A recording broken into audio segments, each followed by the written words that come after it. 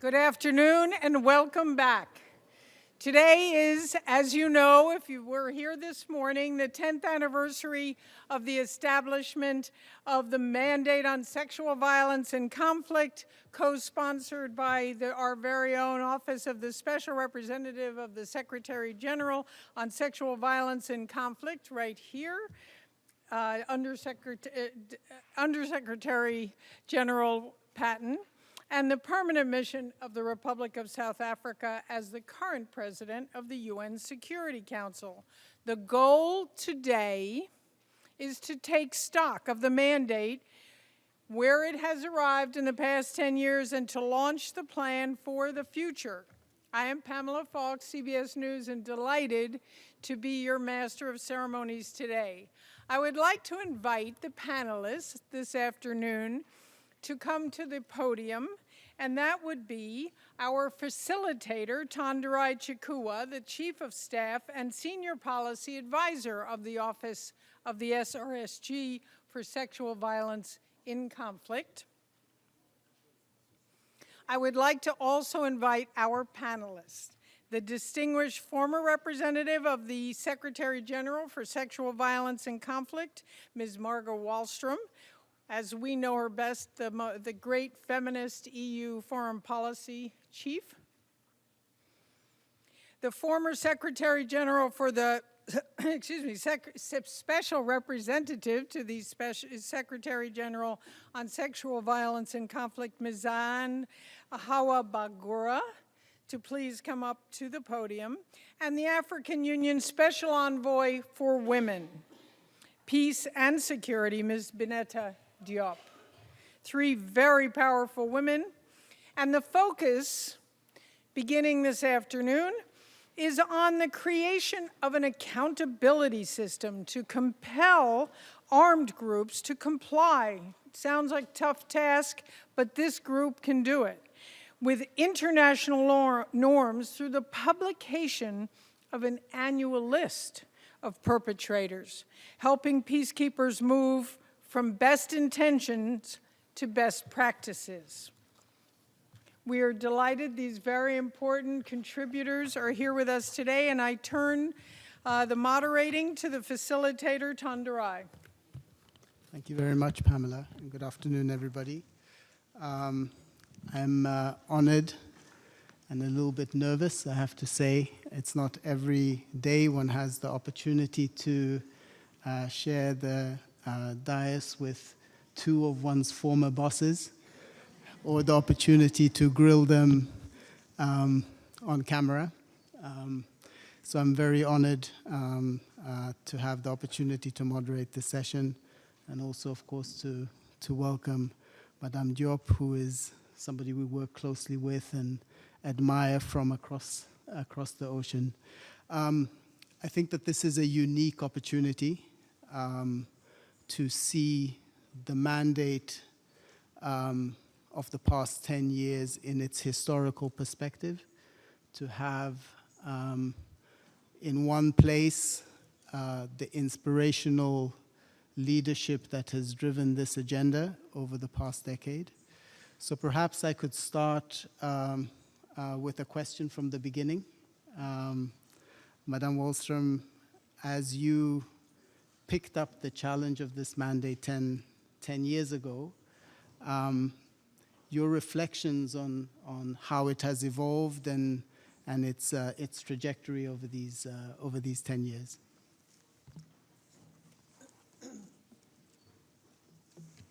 That sounds like a simple little question to begin with. I actually think, thank you very much, Pramila, for offering such a good expose of exactly how the mandate has developed and what has happened over these 10 years.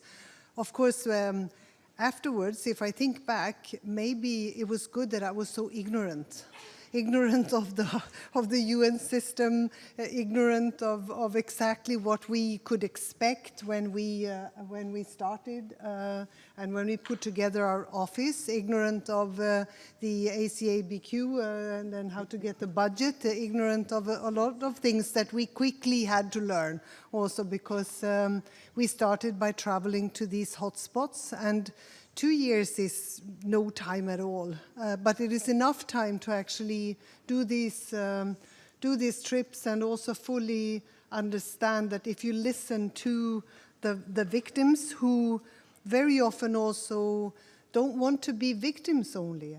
They are also, as we say, actors of change. They want to use their position in their societies and in their countries to also influence their own future and the future of their country.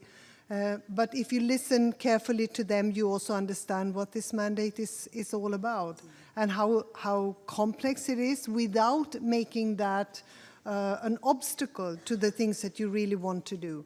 So I think we started with a kind of naive optimism, but that can help you a bit along the way, and I think it did, but also the teamwork. So again, I want to say thank you so much to everybody that helped me, because we have not been alone. We've had fantastic teams that have helped us throughout, and not least, of course, the team of legal experts that also we could finally send out there into the field. I think we immediately saw that even though our priority was to fight impunity, to shed a light on this issue, to equip the UN system with the necessary tools and structures to deal with it, we also understood that we have to involve men and boys more. They are also often the victims. We have to look at children born out of rape, although it was not part of how our mandate was sort of formulated to begin with. And so how do you do that? We have seen how the changing nature of war now has turned this into, as we call it, the tactic of terrorism as well. And this has happened over these years. This has really been exacerbated as a problem and a challenge. So there were so many, it was leading in so many different directions, and you have to then choose, and you have to make sure that the resolutions follow and give you the sort of legal framework and the decisions you need to have to be able to act. And it is, I'll finish with this, maybe I've already taken too long, but to say, I have mixed feelings, and maybe most of you have. First of all, we have to acknowledge that so much has happened over these 10 years. Actually, a lot has happened, and also since 1325. But at the same time, we are so frustrated. We are equally frustrated over the lack of progress, the fact that this is such a huge problem still, that we cannot really get a grip on it so that we become very, very effective. And from the very beginning, it was a matter of how do you measure success? How do you measure success? Maybe it will actually be in a higher number of rapes being reported because women will trust that there is a system that will actually listen to them or take their cases seriously. And I also feel that we want to be positive to everybody, every country that wants to do something in this field, but we also think, do we need more conferences? Or can we use the already, and that is really not to play down the initiative by the UK or others, but is it really more conferences we need? Or how can we, in that case, use a conference and turn it into action? Because how are these small women's organizations that actually make the most useful work out there in the field, how are they going to get their money? It's only big money in many projects, but not the small seed money that these organizations need to be able to make a trip or to pay for and how to help women and the victims locally. So I think we really have to make another move from words to deeds and maybe not so much of the very pompous things, but make sure that we control. And we have to continue because it motivated me to announce that Sweden would pursue a feminist foreign policy. Everything that I experienced, because it left me, as I've often said, with a heavier heart, but also with more hope for the future, because of all these amazing people that dare to come here and tell their stories, that dare to build new lives everywhere where we have been and visited. And we owe it to them to continue to make sure that we know the agenda, we know the to-do list, and we just have to start doing it. Thank you very much, Madam Wallström. Actually, as I hear you speaking, I remember the everyday reality in your office and how often you used to say to us, how do we measure success, and the challenge that you gave to us as a team to think in very concrete terms about an agenda that was often very hard to grasp and put one's hands around. And I think that challenge of how we measure success and how we ensure that this mandate continues to be results-oriented is one of the key challenges. Madame Bangura, one of the things that really challenged us when you came in was, and I remember a conversation very early on, where you said something to the effect that just because we have been given sharp tools, ability to list countries and forces, it doesn't mean that this mandate has to be in a confrontational posture with member states, and that we have to balance the tools, but ultimately we will never succeed unless there is national ownership, unless the countries come on board, see us as a resource. And I think that one of the things that we took, that we cherished, and that has always been part of the mandate since your leadership has been the notion of national ownership and leadership and responsibility. So I wanted to ask you perhaps on some reflections on your time as you came in, as you inherited the mandate from Madame Wallström, and how you set your priorities. Thank you very much. I think I join Margot in congratulating Pramila for this wonderful meeting and for bringing us all together to give us an opportunity, especially for focusing on the victims. And I want to say thank you to Margot, and I said this throughout the 4 years, almost 5 years I was in office.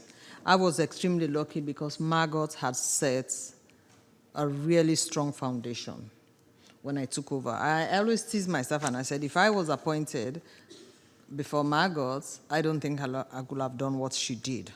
So I inherited a very solid foundation, and I had to build on it. So the normative framework was established, the naming and shaming, the listing of parties, all of that.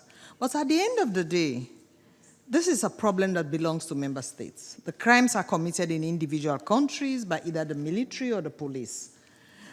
And there was a strong culture of denial and culture of silence. People thought, oh, this is a UN issue.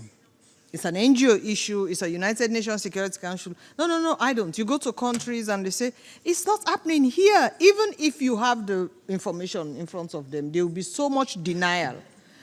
And I thought, well, I think if I can break that culture of silence and that culture of denial, I will have given some dignity to the victims. Because at the end of the day, the victims were living in the shadow. They didn't have a face. They were just statistics. And we had to bring them on the table to make sure that they mattered. And I think we did. We tried because, as I said, the team of experts were wonderful. And, you know, having been a Minister of Foreign Affairs myself, before I came here and Minister of Health, I know how to, you know what is your diplomacy. So I was able to do that because I was very fortunate to have a lot of commitment and energy and consensus within the Security Council and within the members. And I can give a very interesting story. There was an incident in Somalia. We got a report of somebody who had been raped. you know, and she was arrested, she was detained, her husband was arrested and detained, the health worker who dealt with her was arrested and detained, the human rights officer who documented the story the journalist was arrested and detained. At that time, the president of Somalia was doing a travel. He was coming to the US, he was going to the UK, he was going to the European Union. So we got in touch with Hillary, you know, the State Department. The first thing he landed at Washington, they said, what's happened to this woman? Why is she still in prison? He thought it was a joke. And of course, Obama raised it. He thought, why is this woman so important? He went to London, Hague, Cameroon, they raised it with him. By the time he arrived at the European Union, once they raised the issue, he just called home and said, just get rid of her, just remove her from prison. And we found problem in him engaging, signing a communique with us. So what we did, the British were doing a donor funding conference for him. So they put it as a precondition, if you don't sign the joint communique, you're not going to have the donor conference. So the day of the donor conference, the joint communique was signed by the Deputy Secretary General. So it was a carrot and stick. In the case of Guinea and Mali, I traveled Deputy Assistant Secretary of State. So I used the member state, the leverage I had, the commitment I had from member states to be able to pull along. Like Guinea, for example, we had problem, we called on the ICC, and we also went there with the State Department senior officer. And that, for me, that was the challenging we were able to achieve, to see heads of states who a year or two ago were saying, no, I don't have sexual violence in this country. This report the UN is generating, these women, they want to have refugee status. That's why they are claiming that they are being raped. So I think that's what we were able to emphasize, and we couldn't have done it on our own. You know, because the UN entities, I have to say, the UN agencies were very good in getting back to us. Immediately there is a crisis, there is a problem, the information, either here or in the field. We got the information already. So that was very good. And I think the second challenge I think we had was the thing with, you know, the extremists. We saw, during my time, we saw the rise of the Daesh. And that created a whole crisis for us. For me, as a Muslim woman, it was very challenging because it was on the pretext of Islam. That's how Daesh came. And Daesh had a fatwa. So going to religious leaders in the Middle East, in Egypt, in Iraq, in Jordan, you know, Arbil, and saying to them, you have to come out with a statement. You have to have a counter narrative. You know, you have to have something that says this is not. And all that is because you have to deal with this problem at the national level. The UN has drafted all these resolutions. How do you turn this resolution, like Pamela said, to solutions on the ground? If you don't do that, you'll never be able to have answers because they keep committing the crime more and more. The military keep committing the crime. The police keep committing the crime. You have to find a way of working with them on the ground. Like Dennis was saying this morning, you know, governments have to take responsibility. Heads of states have to know these women who have been raped and the girls who are raped are their citizens. They have a moral responsibility as leaders in their own countries to be able to take control and address those problems and ensure that those women who have voted for them, you know, actually enjoy the benefits of living as useful citizens in the country. So I think, you know, for now, as I sit back and listen and look back, it's amazing because even when you travel now, people say, oh yes, I saw you in my country. And the heads of states now were proud. So it's they started taking pride and said, I did this, and reporting. And coming back, oh, so they were competing. By the time I left office, they were competing to tell us how much things they have done in each of the country. For me, that was great. Thank you. Thank you so much, Madam Bangura. Perhaps if I may turn to you, Madam Diop. I was reflecting on our first visits to the African Union, actually before your role was established.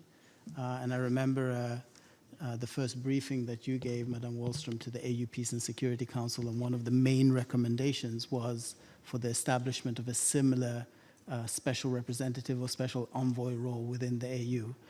And Madam Diop, I think that it is night and day our possibility to engage with the AU since the establishment of your role. We've seen, I have to say, a transformation in terms of having the African Union as an interlocutor, since your presence and since the establishment of your role. And perhaps we can take the opportunity to ask you for your reflections on how this agenda and these considerations have evolved in the context of the AU institutions, but in terms of the engagement in Africa. Thank you so much. First of all, let me congratulate my sister Pramila, 10th anniversary. Bon anniversaire. But also let me congratulate both of you because the 10th anniversary is about both or three of you, but all of us. Donc, bon anniversaire à nous pour ces 10 So, happy birthday to all of us for this 10th birthday. ago. Let me just say that we congratulate also Nadia and Dennis Mukwege for the fund, because we are going to see maybe some light, because when Margot said, how do we measure progress? The fund is part of the progress, I think. And we need to make sure that it's going to trickle down to the survivors, because they are the most that are in need. I was listening to the survivors this morning, and you know, every time I listen to them, it's take me back to the field where all of you always go. I have been with Margot in some places in Lake Chad, Basin, where we found a girl with Amina Mohammed, a girl that came back from Boko Haram and who lost the leg because she was a suicide bomber herself. So those are things that you also see on the ground. I was with Pramila when we went to the field in the Chibok girls, in one of the refugees in the northern Nigeria, both of us. And when we met with the women, some of the women who came back from Boko Haram camps and escape or be delivered by the police or the military. And we asked them, and I asked one of the lady, I said, will you go back if you have the possibility, or are you happy in the camp where you are? So the lady said, I will go back. And I look at Pramila, I say, wow. So we deliver her, she has a baby.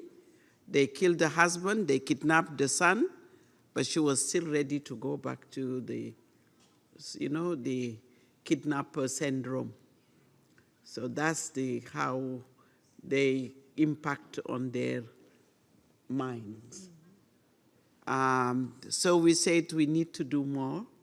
We need to look at how we can deliver and how can we support those that are, and in another time in DRC, I met a boy, 7 years, that have been raped. Closed the door, and it reminded me of my granddaughter or my grandson. So this is, when I listen to the survivors, this is what you see every day. And that's why I think working with this mandate, the special representative mandate for us is a must. Number one, I think that when we look at now, since we have created this mandate, I think 19 countries that have signed the framework, 11 of them are in Africa. It tells a lot. 11 of those countries, starting with Zainab, who came to Addis after Margot, going to Uganda, looking into all the declaration. So we say to Zainab, let's sign an agreement between the AU and the UN to follow up what the AU is doing. And that's what Pramila is following up with my office to make sure that we implement it. Let me just give an example. I was in South Sudan for almost 6 months to investigate what is happening, the root cause, but also what are the solutions. And my role was to look into the violence that have happened. And there was a testimony today. Somebody talked about how the South Sudanese are still in the camp. So we made a recommendation, including the establishment of the hybrid court, because we need to redress. Zainab, you talk about restoring the dignity of the women. And that's number one. Restore the dignity of the women that have been raped, of the women that are still in the camps, and the women that are asking for justice, and the women that are asking for recovery. But yet, it's not happening.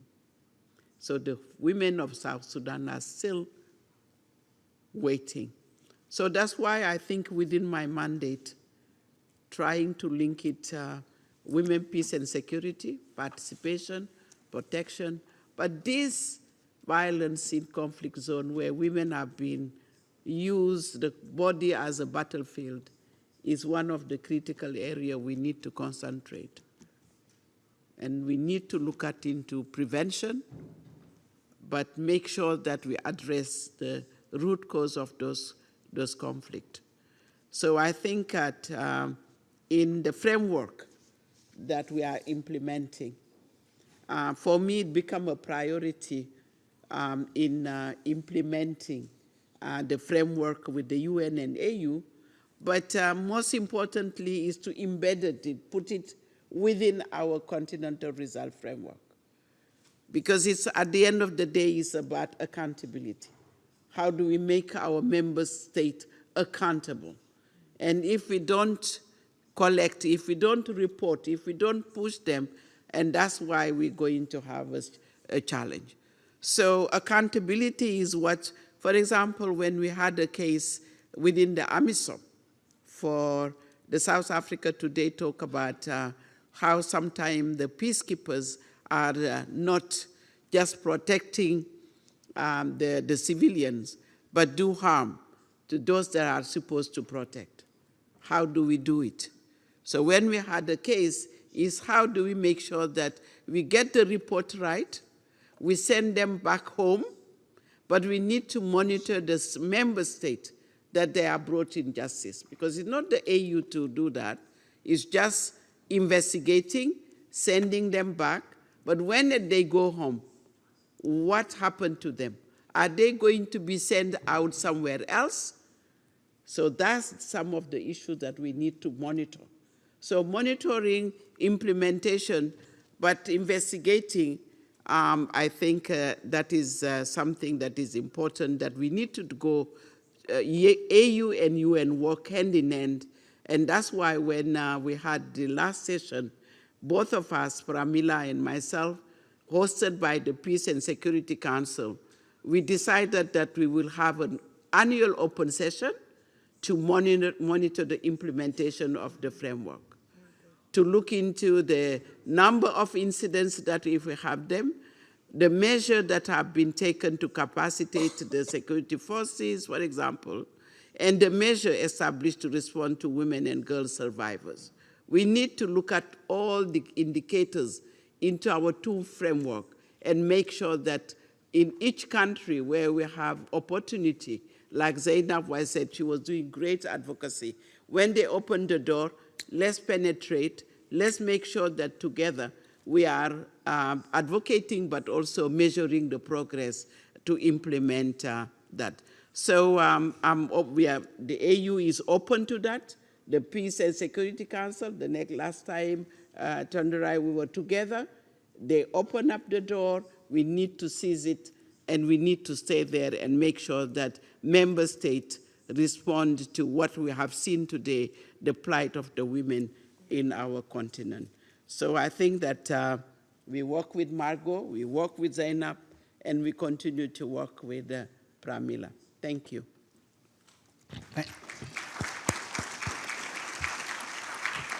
Thank you so much, Madam Diop. I'm keenly aware of the time, the fact that we have many things on the program, and the whip hand of our moderator, Pamela, as well. But I would like to ask one question to each one of the three amazing leaders that we have here. Given this experience and the past 10 years, what do you see as the critical challenge as we chart the course for the future of this problem?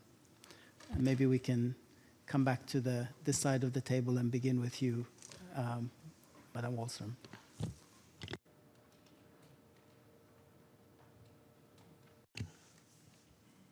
I think it's an amazing sort of vision that we heard from Denis Mukwege when he said, well, in 10 years, we won't need this mandate any longer because then we have, you know, taken away sexual violence as a tool or a weapon in war and conflict.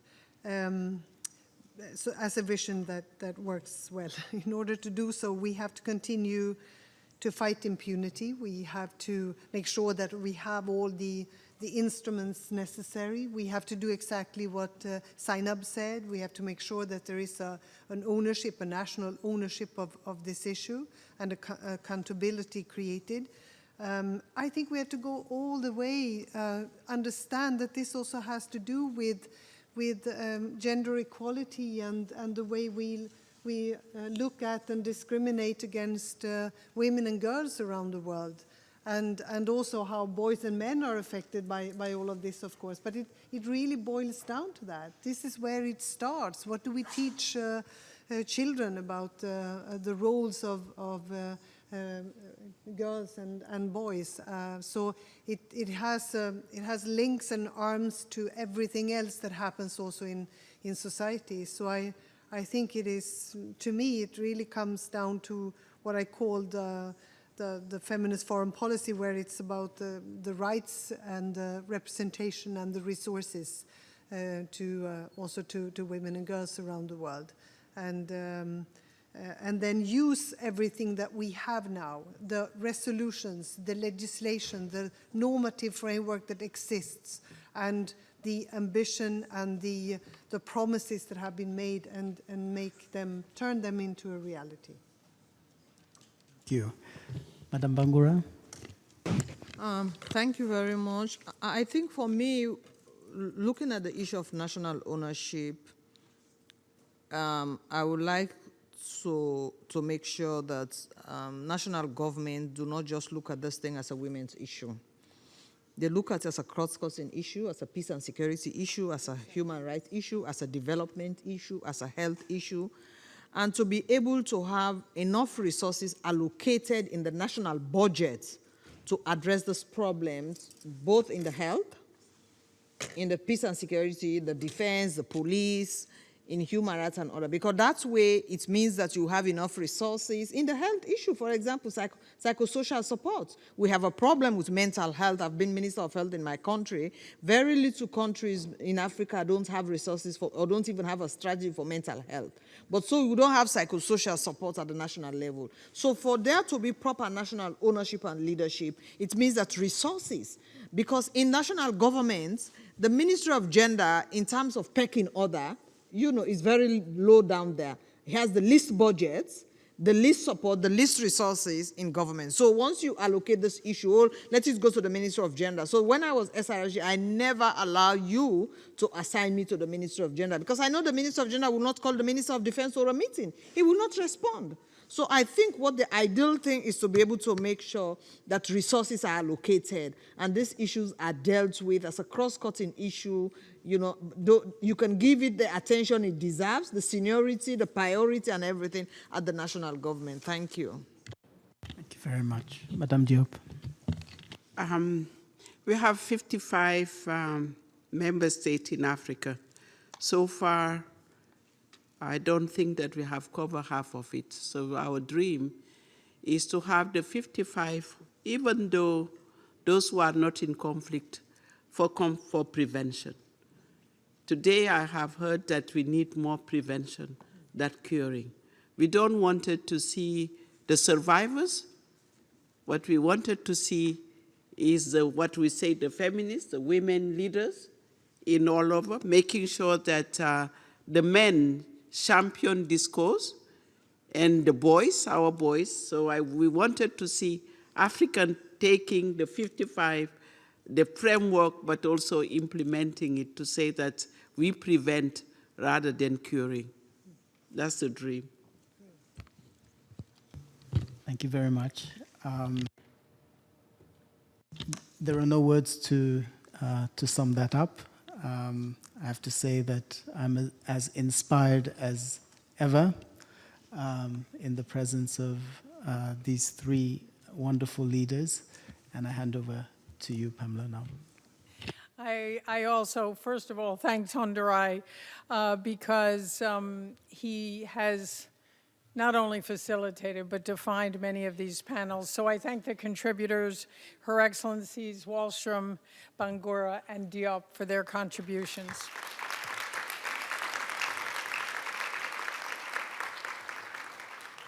We have now left the evolution, the panel on, that is, the evolution on the conflict-related sexual violence agenda, and we are turning to strategic knowledge products for practical change. So we're moving on, and you should know that this day and these panels are reverberating. Keep that hashtag going, End Rape in War. It seems to be trending.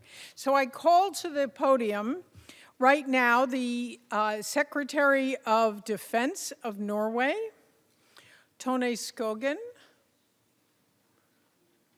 Yes. Maxine Marcus, the Director of Transitional Justice Clinic in The Hague. And the facilitator for this panel, Letitia Anderson, who has also been instrumental in the formation of today, the team leader of programs and communications to further facilitate the discussion with these two dynamic leaders. Thank you.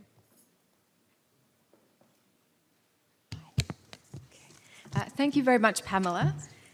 They say that knowledge is power, and I think that knowledge products really give us the power to empower other actors, whether they're peacekeepers, peacemakers, legislators, or other actors from other sectors. I have actually been with this mandate since its inception, and I've seen how strategic knowledge products can generate the skill and the will to deliver a more effective response, particularly when they're demand-driven and field-focused. So over the years, our mandate has pioneered a number of transformative tools, each of which has really filled an analytical, operational, or practical gap. And the way I've thought about this over the years is in terms of filling a gap on the bookshelf for the next generation of practitioners, and also engaging new constituencies in this field who may not have been fully cognizant or convinced of the relevance of integrating sexual violence into their work. So in that spirit, Norway has been a key collaborator with UN partners in developing a new handbook for peacekeeping personnel to bolster their ability to address conflict-related sexual violence, taking a survivor-centered and whole-of-mission approach. And I should also mention that Norway has really been an angel investor in this mandate from day one, and has really helped to drive the field forward. So to elaborate on their work, I'm really honored to give the floor to the Norwegian State Secretary of Defense, Her Excellency Tone Skogen. Your Excellency, you have the floor. Thank you, and good afternoon to all of you, Excellencies, dear colleagues, and friends. Conflict-related sexual violence has long been seen as an inevitable but regrettable consequence of conflict. However, as shown by the testimonies we have heard today, conflict-related sexual violence is not inevitable. It is used as a deliberate weapon of war, a weapon targeted specifically at civilians, at women, girls, men, and boys. The courageous women and men who have come forward as survivors of conflict-related sexual violence have set CRSV high on the international agenda. Your brave testimonies, including the ones that we have heard today, makes it possible to fight this scourge. Thank you for your courage and strength. The perpetrators of CRSV have long relied on the stigma surrounding sexual violence to make it a more effective weapon. By upholding the silence, the destructive effects are multiplied, not only for individual survivors, but also for their families, communities, and countries. CRSV erodes the very fabric of society, and it undermines efforts to achieve sustainable peace, security, and stability. One way of reducing its devastating impact is breaking the silence and taboos. I applaud all survivors for speaking up about the horrors you have endured. Representing the international community, we must work harder to address sexual violence in conflict and support survivors. CRSV is a violation of both international human rights law and international humanitarian law. As witnessed in multiple contexts around the world, it can be a war crime, a crime against humanity, as well as an act of genocide. Despite this, perpetrators have far too often been able to act with impunity. This must end. Norway commends the UN Security Council for adopting Resolution 2467, which represents a milestone in our common efforts to prevent and counter CRSV. The resolution strengthens prevention through justice and accountability and affirms the need for a survivor-centered approach. With this in place, we must continue to ensure that CRSV is addressed in all UN peacekeeping, and peace-building initiatives on the ground. It must be included in all security and justice sector reform efforts, as well as in negotiations of peace agreements and ceasefire verification mechanisms. Turning promises into practice and resolutions into solutions is crucial. Norway strongly believes in the need to turn resolutions into solutions. And that is why Norway is developing a whole of mission handbook on the prevention and response to CRSV for UN peace operations. However, this is not something we do alone. On the contrary, we work closely with several partners: the United Nations Department of Peace Operations, the Department of Political and Peacebuilding Affairs, the Office of the High Commissioner for Human Rights, and the Office of the Special Representative of the Secretary General on Sexual Violence in Conflict, all partake in this effort. The handbook will serve as a practical guide for all UN peacekeepers to enhance the efforts of US peacekeeping and special political missions to prevent and respond to CRSV on the ground. The handbook is based on good practices, lessons learned, and recommendations from UN peace operations. Thus, it will give civilian, military, and police peacekeepers concrete tools to improve coordination, enhance community engagement, and address impunity, all with a survivor-centered approach. The handbook will be launched and put into practice in all UN peace operations early next year, aiming to contribute towards lasting changes on the ground. Norway also welcomes the launch of the International Fund for Survivors of Conflict-Related Sexual Violence, led by Nobel Peace Prize laureates Dr. Denis Mukwege and Nadia Murad.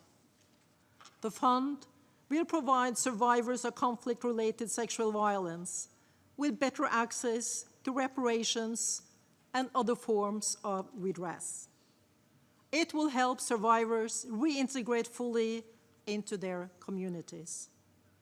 We firmly support this important survivor-centered initiative and will support this fund. We commit to join SRSG Patton, Dr. Mukwege, Nadia Murad, and other partners to ensure survivors are being cared for, their rights are respected, and the reprehensible acts of sexual violence in conflict come to an end. Thank you for your attention.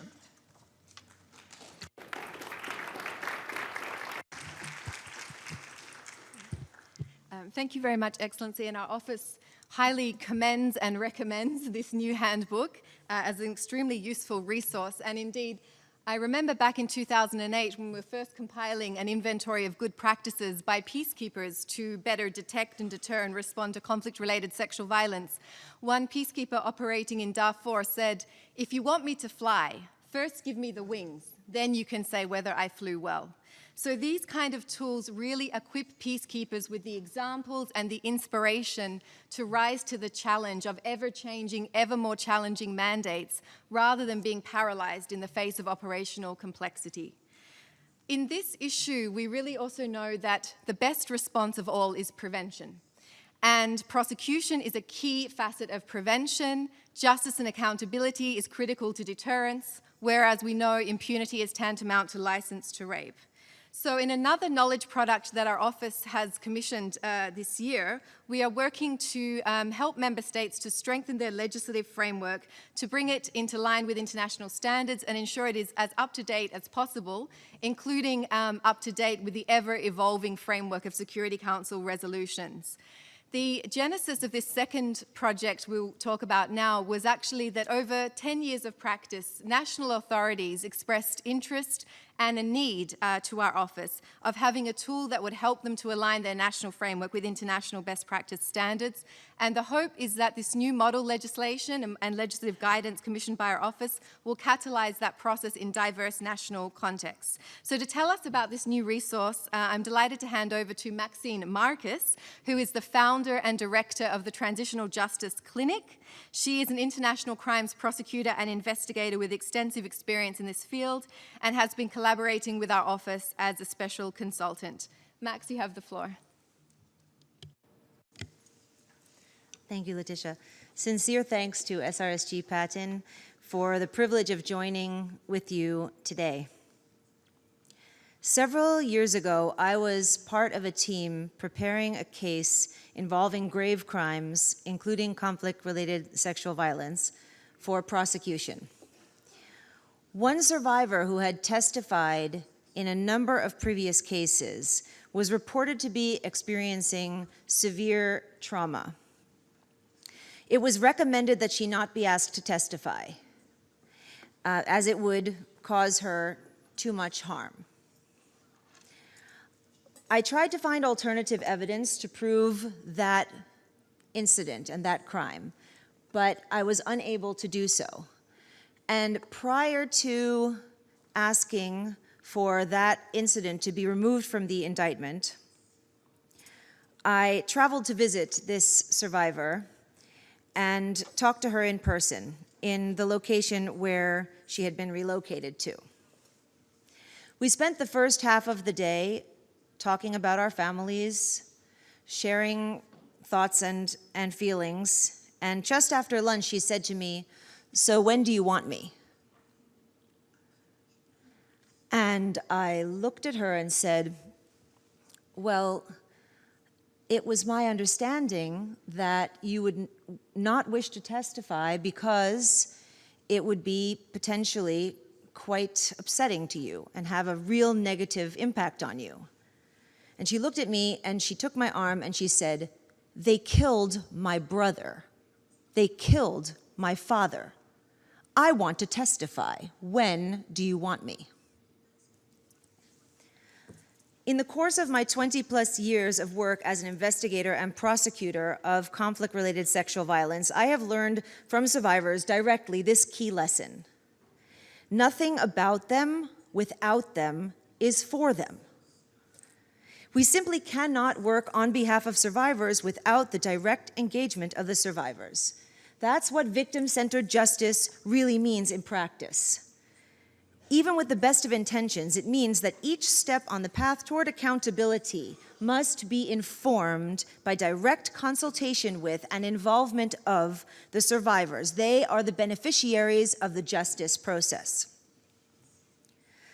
What is it that drives the reluctance to hold perpetrators of CRSV accountable?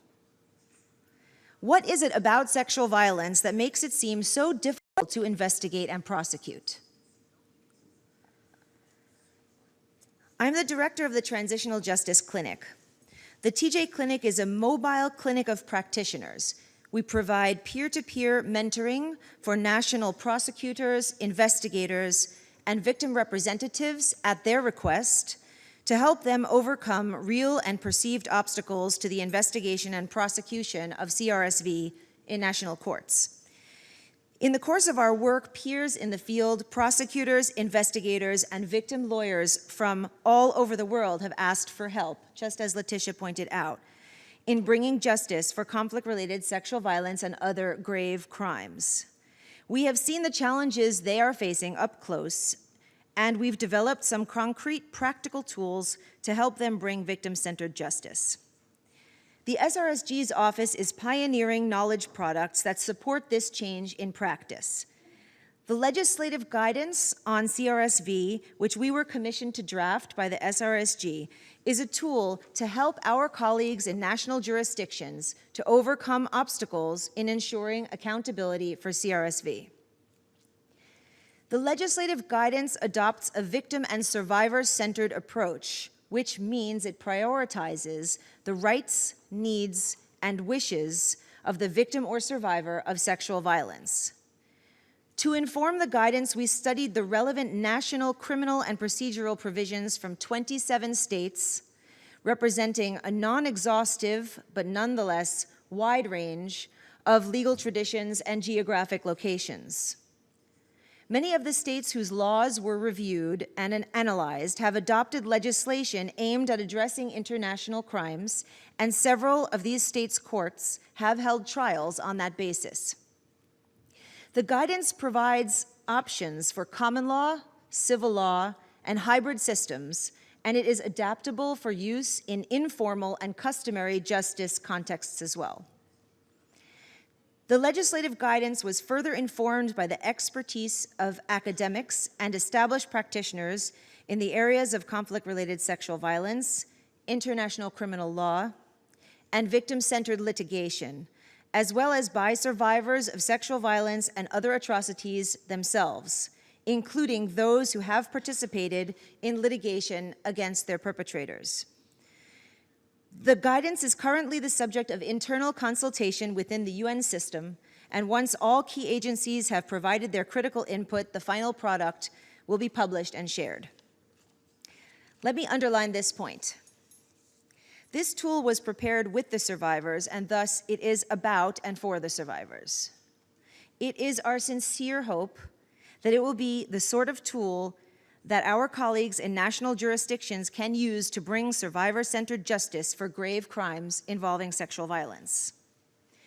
The guidance sets out crimes such as sexual violence as an act of genocide and sexual violence as an act of terrorism, reflecting the most advanced standards.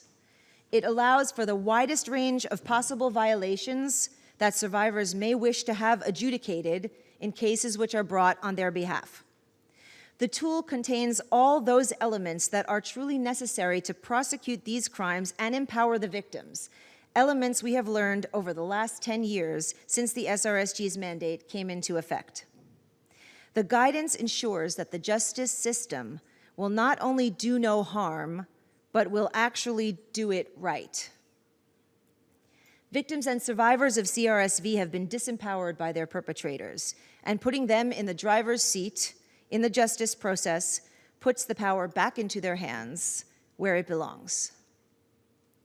Victims and survivors deserve justice close to home, justice which involves them and includes them, justice which empowers rather than sacrifices them, justice which honors their courage and respects their constraints, Justice which considers their needs as a core consideration rather than as an afterthought. Justice which uplifts them rather than further victimizing them. Justice which paves the path for other victims to come forward, and justice which is accessible, tangible, visible, and transformative. Thank you so much.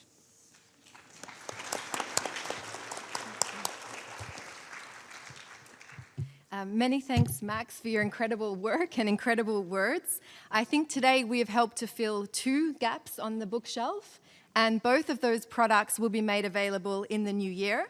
I would also just share with you that our office has also produced a synthesis report of the broad patterns and trends of conflict-related sexual violence from 2008 to the present as a contribution to the UN's institutional memory, as another tool that we've developed for this occasion. Just by way of wrap-up, I would really emphasize that each new conceptual breakthrough we've seen in this agenda has been mirrored by a practical how-to guideline. So, for example, in recognizing sexual violence as a security threat that warrants a security response, we saw the development of scenario-based training for peacekeepers that was immersive and eye-opening and operational, not just abstract and theoretical. In recognizing that sexual violence is not inevitable and debunking that myth, and recognizing it's preventable, we saw the development of early warning indicators to help field-based monitors detect red flags and spikes in sexual violence in their areas of operation for a real-time or early response.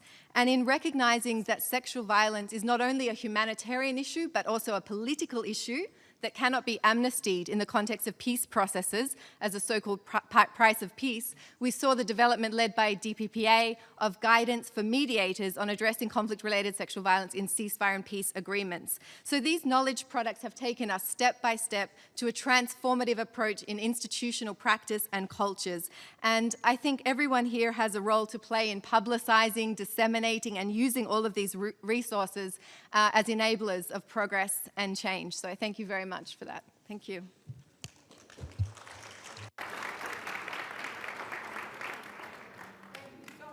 Tisha, thank you, Secretary Skogan, Maxine Marcus, very important contributions. And yes, you have checked off some boxes.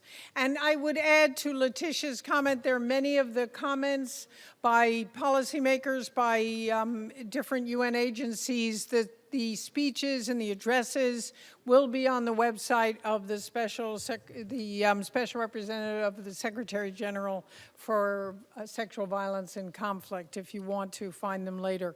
I now call to the podium. We are now going back to another survivors hearing, and I call Chris Dolan, the Director of Refugee Law Project. Here he is. And thank you. And refugee, from the Refugee Law Project, and representatives, testimonials from the countries of Democratic Republic of the Congo. Please come to the podium. Bosnia-Herzegovina. I think I saw you over here. Yes. Guatemala and Colombia. I'm going to turn the podium to Chris Dolan to introduce the testimony of the survivor from the Democratic Republic of the Congo on sexual violence against men and boys. Thank you very much.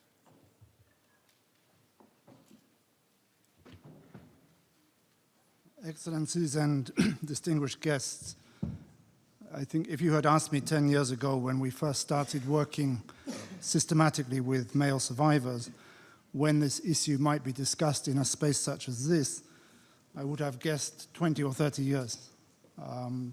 It had taken ourselves as a refugee organization so many years to overcome our own collective deafness to the cries of help that we were hearing from male survivors but not listening to. So how much longer for the whole international system might it take? The fact that we are here today, I think after only 10 years, does reflect, is a tribute to the work of the office and the leadership of the 3 special representatives. In 2009, we launched a documentary with the provocative title, Gender Against Men. And that interrogated the assumption that gender norms and patriarchal systems always work in favor of all men, and suggested instead that these norms can work against them, not least when it comes to sexual violence. And that film triggered a number of further disclosures from male survivors themselves, one of which led us to a short documentary called They Slept With Me. The words used are a classic example of how language can cover up rather than convey the gravity of what has taken place, whether it be rape in all its multiple forms, genital tortures, sexual slavery, forcible sterilization through castration, etc., etc. When we began our programming for men in 2009, we found many gaps in services and support, ranging from the absence of protections in the law to a lack of medical workers able or willing to work on the kind of injuries associated with sexual violence against men, and a lack of funding to support such work. We also had only a very tiny number of survivors who were willing and able to meet even in a closed space, let alone in a public one. With medical support as our entry point, coupled with psychosocial support, today we have a number of major support groups that are able to speak up and be heard, both in rural refugee settlements and in urban centers. On International Day for the Elimination of Sexual Violence this year, for example, Men of Hope, a survivor support group in Kampala, represented by Aimé today, was able to bring together over 300 male survivors in one space, but from many countries: Democratic Republic of Congo, South Sudan, Sudan, Burundi, Rwanda, Eritrea, Somalia. As such, when Aimé, on the 3rd of April this year, addressed the 49th session of the United Nations Voluntary Fund for Victims of Torture in Geneva, surely one of the first male refugee survivors to speak in such a space on this issue, he spoke not only for victims and survivors from his own country, but also for every other country in which we see conflict. While these, together with a growing body of empirical data, academic and policy literature, and the most recent UN Security Council Resolution 2467, are all major steps in the right direction and have been very consistently supported by the Office of the SRSG, there's still a very long way to go in achieving the necessary recognition, response, and prevention of sexual violence against men and boys in conflict settings. What we have come to see clearly is working with men and boys, alongside and not in competition with our work with women and girls, is a critical piece in the jigsaw puzzle of how to respond to and prevent sexual violence in conflict settings more effectively. I want to summarize the reasons for saying this in just 3 brief points. First, when we respond to male survivors of what is often extreme violation with profound harms to the individual's entire being, we are realizing a humanitarian imperative to assist those in need regardless of their prior status. Second, and no less important, when we do that response, we're walking the talk of human rights, both in terms of recognizing the rights that were violated and in terms of promoting the rights to access health, physical and mental well-being, family life, justice, and dignity. Thirdly, we've come to see this work with men as also having very significant benefits for their loved ones and as a necessary step towards a more complete understanding of the realities of sexual violence in war. Indeed, if we do not work with men as well as with women survivors, I don't believe we can ever fully understand how sexual violence in conflict is deployed and experienced as a weapon of war. In helping to overcome individual and social dysfunction, we see the work with men as helping also with challenges of domestic and intimate partner violence, as well as interrupting larger cycles of violence. As such, we believe, in line with leaving no one behind, that working with men and boys must be understood as an integral part of the broader women, peace and security agenda. So with much appreciation for the opportunity to make those brief remarks, I'm now very privileged to introduce my friend and colleague, Mr. Aimé Moninga. I first met Aimé more than 6 years ago, when he was still a relatively newly arrived refugee in Uganda. And he first disclosed his experiences to a colleague of mine in 2012. 3 years later, since 2015, following in the footsteps of the first leader of Men of Hope, Mr. Ala Kabenga, Aimé has provided, I can really say, daily leadership to this ever-growing support group of male survivors. He's sensitized dozens of community leaders, he's provided inputs, personal inputs into trainings of hundreds of police, prisons, and military officers, and he is and remains one of only a handful of male survivors of conflict-related sexual violence to share in international spaces. Aimé, you have the floor.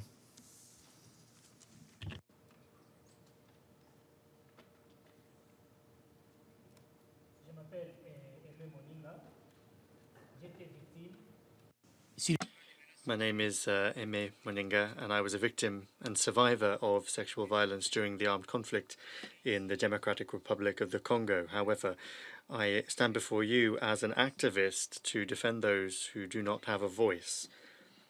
Many men die in silence because they have lost their masculinity following sexual abuse, and they think that they no longer deserve to be called men. I am the president of an association, Men of Hope, in Uganda. I suffered loneliness, shame, and confusion over who I was after having been sexually abused.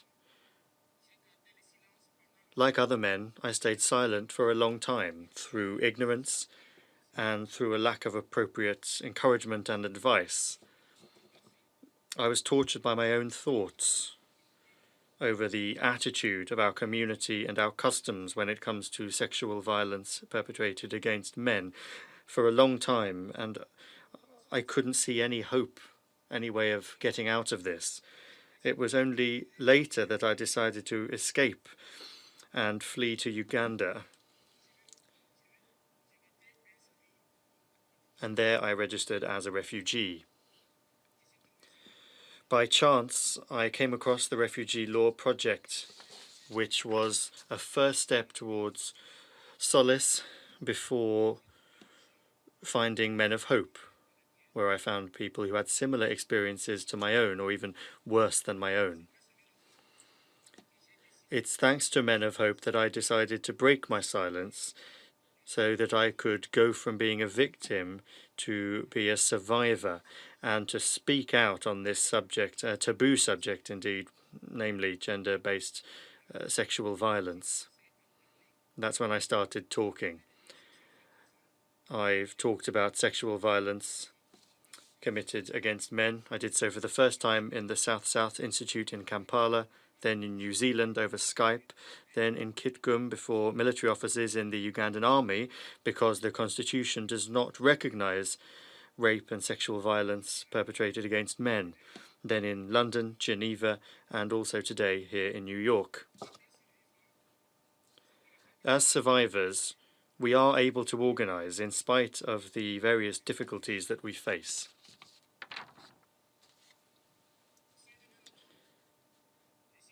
In Men of Hope, the survivors of conflict-related sexual violence come from various different nationalities and from various different past and current conflicts.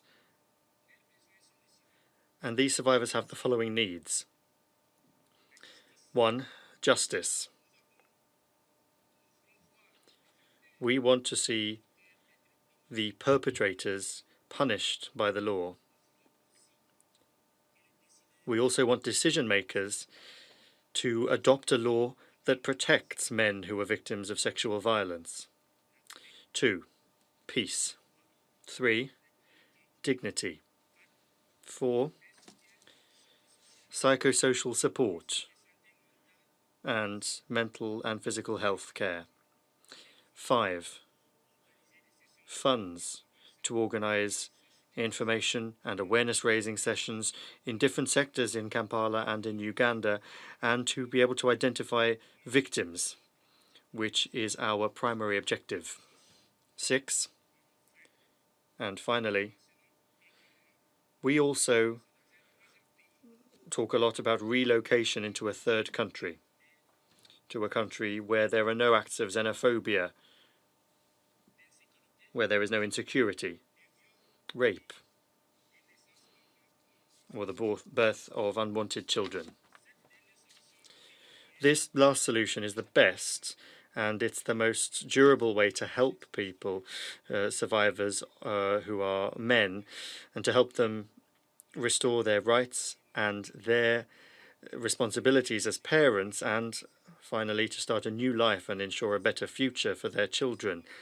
This will give them new hope and allow them to heal once and for all. And I would like to take this opportunity offered by the 10th anniversary to tell you that me being here today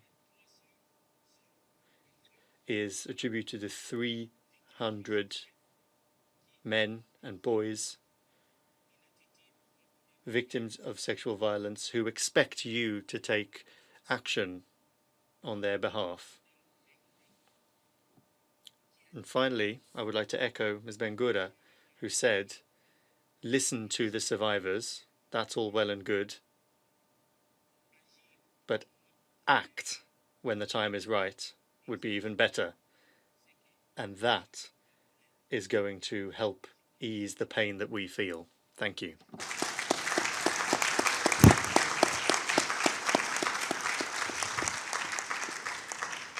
Thank you very much, folks. Very moving testimony, and I think you've given a mandate. I'd like to now turn to the testimony of the survivor activist from Bosnia-Herzegovina, and that is Mr. Alan Muhik, accompanied by Ms. Nadia Delis-Klevstad, on the focus of the plight and right of children born of conflict-related sexual violence. Thank you. You have the floor.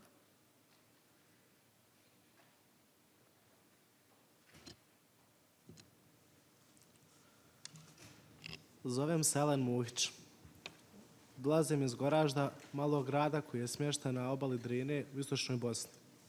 Rođen sam 1993. godine u najgore doba rata kada nije bilo ničega što ljudima treba. Nije bilo struje, nije bilo vode, nije bilo hrane, topline, ljubavi, nije bilo nade. My name is Alan Muhić. I come from a small town located on the coast of the river Drina in eastern Bosnia. I was born in 1993 during the worst time of the war, when there was nothing that people needed. There was no electricity, no water, no food, no warmth, nor love. There was no hope. Majka me je ostavila 2 dana nakon mog rođenja i otišla za svojim životom. Moj biološki otac je čovjek koji nije osuđen za ratni zločin silovanja. Usvojen sam od strane domara koji je radio u bolnici, to jest u bolnici u kojoj sam rođen. Porodica Muhić se usudila usvojiti mene, dijete koje je bilo plod silovanja. To su ljudi koji su mi pružili bezuslovnu ljubav sve ove godine. Ljudi koji me gledaju kao svoje dijete i kao svoje rođeno dijete. Ja se nikada nisam osjećao usvojenim, iako sam znao da sam usvojen. Danas sam sretan što slobodno i sa ponosom mogu da pričam o sebi i svojim najdražim, bez trunke i srama. Ja se nisam dao zarobiti u oklop žrtve i tako ostati trajnom stanju bespomoćnosti i čekati nečiju milostinju. Me 2 days after my birth and went on with her life.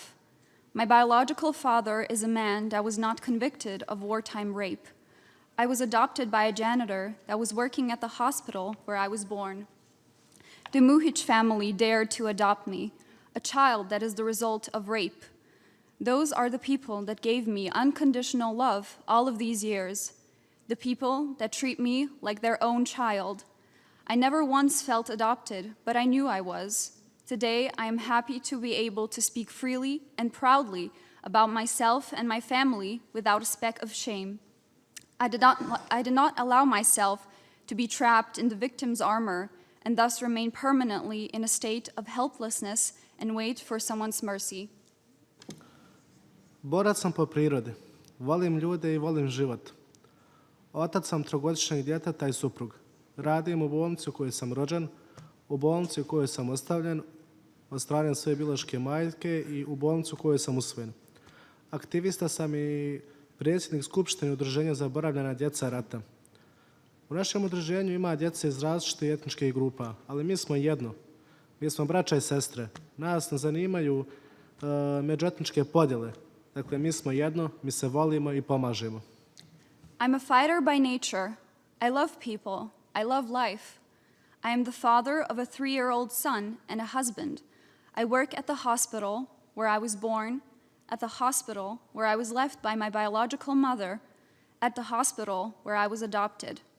I am an activist and chairman of the Assembly of the Forgotten Children of War Association. There are children from different ethnic groups in our association, but we are siblings. We are not interested in inter-ethnic divisions. We are one. We love each other and help one another. Asocijacija zaboravljena djeca rata je osnovana 2015. godine, to jest 20 godina nakon rata. Glavni cilj organizacije jeste inicirati i predstavljati osjetljive narative o posljedicama rata koje se tiču njenih nevinih žrtava, djece koje su rođene zbog rata. Postoje dakle 3 podkategorije djece rođene zbog rata. Većinom su to djeca rođena iz ratnih silovanja, seksualne eksploatacije i trgovine žena i djevojčica u konfliktnoj i postkonfliktnoj Bosni i Hercegovini. The Association Forgotten Children of War was founded in 2015, 20 years after the war. The organization's primary objective is to initiate and represent the sensitive narrative of war consequences concerning its most innocent victims, the children born of war.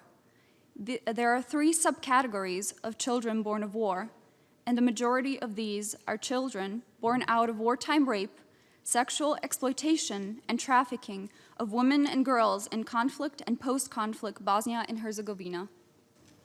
Ono što ova djeca koja su danas adolescentni, mladi ljudi, imaju zajedničko, dakle, su iskustva stigmatizacije, diskriminacije, pitanje identiteta i vezanosti, emocionalne poteškoće, nedostatak zakonskih prava i statusa, kao i poteškoće u suočavanju sa procesom pronalaženja i saznavanja istine, kao i našeg biološkog porijekla. What these children, who are now adolescents and young adults, have in common are the experiences of stigmatization and discrimination, identity and attachment issues, emotional difficulties, lack of legal rights and status, as well as difficulties in facing the process of finding out the truth and their biological origin. Prema procjenama, između 20 i 50.000 žena, djevojčica i muškaraca bili su žrtve seksualnog nasilja tokom rata u Bosni i Hercegovini, dok je broj žrtava seksualne eksploatacije, trgovine u postkonfliktnom, ali i dalje vojnom kontekstu nakon rata je ostao nepoznat. According to the estimates, between 20,000 and 50,000 women, girls, and men were victims of conflict-related sexual violence during the war in Bosnia and Herzegovina, while the number of women victims of sexual exploitation and trafficking in post-conflict yet military context after the war is unknown. Ova organizacija je prva takve vrste koja se bavi posljedicama masovnog silovanja, seksualnog iskorištavanja i trgovine ljudima koja se dogodila za vrijeme rata i nakon rata, te današnju važnost i govorenje o velikom broju djece koja su rođena na ovaj način. Glavni problem za ovaj fenomen je taj što su ta djeca ostala potpuno izolirana i nepriznata kao ranjiva grupa.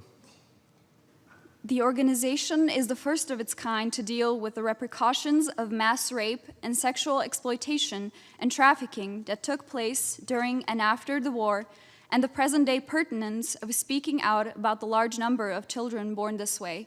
The general and main problem related to this phenomenon is that these children remain totally isolated and also unrecognized as a vulnerable group. Posvećeni smo pružanju adekvatne pomoći i podrške djeci rođenoj zbog rata koja su pretrpjela kršenje osnovnih prava djeteta. Jedan od naših ciljeva je prevladavanje negativnih iskustava, vraćanje povjerenja i nade, kao i osiguravanje mogućnosti za izgradnju mirnije i prosperitetnije budućnosti ove djece i porodica koje će oni formirati. We are dedicated to providing adequate help and support to the children born of war who suffered violations of basic rights. One of our aims is overcoming negative lived experiences, regaining trust and hope, as well as ensuring opportunities for the construction of a more peaceful, prosperous future for these children and the families they will form. Također fokusirani smo na podizanje svijesti o ranjivosti različitih podkategorija djece rođene zbog rata, poboljšavanje njihovog psihosocijalnog i pravnog statusa u Bosni i Hercegovini, razvijanje okvira za zagovaravanje promjena i dopuna međunarodnog domaćeg zakonodavstva u vezi sa zaštitom prava djece rođene zbog rata, podržavajući njihovu socijalnu integraciju u borbi protiv stigme i diskriminacije vezanih za žene koje su preživjele seksualno nasilje u ratu i djecu koje su rođene zbog rata. Umrežavanje i saradnja sa različitim institucijama, ženskih organizacija i sličnim međunarodnim organizacijama koji su također važan dio naše aktivnosti i ponosni smo na svoje članstvo u međunarodnom udruženju Born of War. Moreover, we are focused on raising awareness about the vulnerability of different subcategories of children born of war, the improvement of their psychosocial and legal status in Bosnia and Herzegovina, developing a framework for advocating the changes and amendments in the international and domestic legislations regarding the protection of the rights of children born of war, supporting their social integration and fighting stigma and discrimination attached to women survivors of conflict-related sexual violence and children born of war, networking and collaboration with different institutions, women's organizations, and similar international organizations are also an important part of our activities, and we are proud of our membership in the International Association Born of War. Naše udruženje je pokrenulo i inicijativu za pravnu analizu postojećih zakona u Bosni i Hercegovini kako bi mogli regulirati pravni status djece rođene zbog rata. Naš cilj je zagovaravanje umjerenog ka usvajanju jedinstvenog zakona o civilnim žrtvama rata Bosne i Hercegovine, zakona koje su preživjele neće razdvajati od pripadnika opće populacije.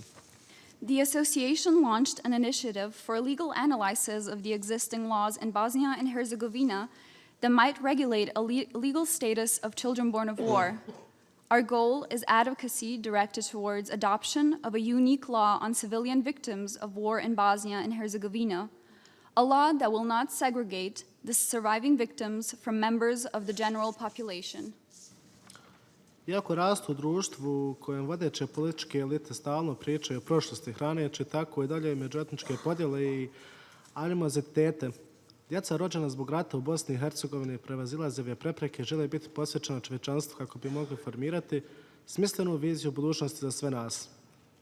Although growing in a society where the leading political elites constantly talk about the past, nurturing inter-ethnic divisions and animosities, children born of war from Bosnia and Herzegovina go beyond these barriers and want to be loyal to humanity, to be able to formulate a meaningful vision for a future for everyone. Ovo su načini na koje tražimo da se zaustave svi oblici seksualnog nasilja u konfliktnim i postkonfliktnim zonama, da se sada zaustavi kršenje dječjih prava, ali da se potraže procesi izgradnje mira i pomirenja u našoj zemlji šire.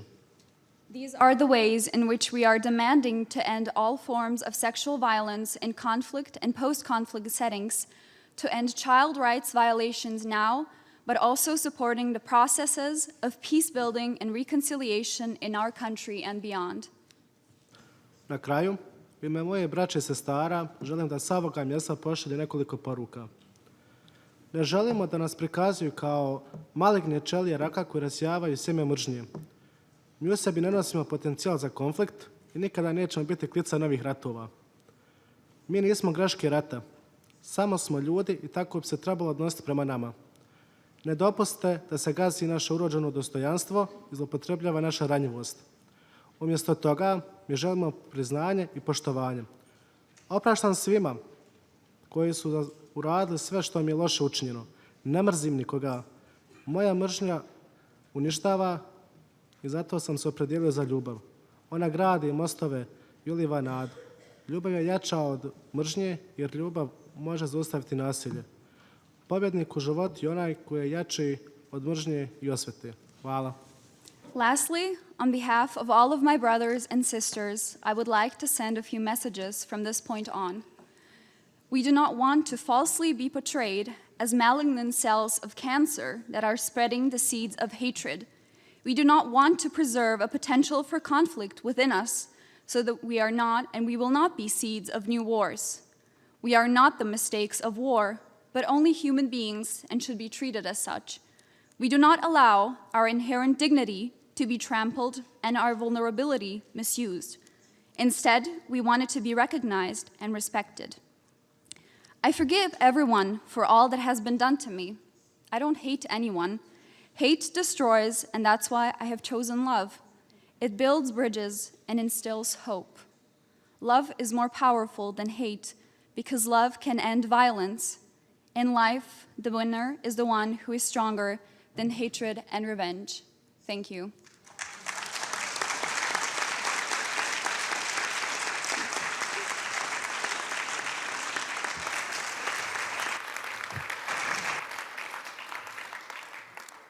Thank you, Mr. Mohic, and thank you, Nadia. Incredibly powerful message, right, for this place. I'm sorry, we got to say it again. Thank you. To all those here, we are now just turning to one other piece. Everyone stay on the podium.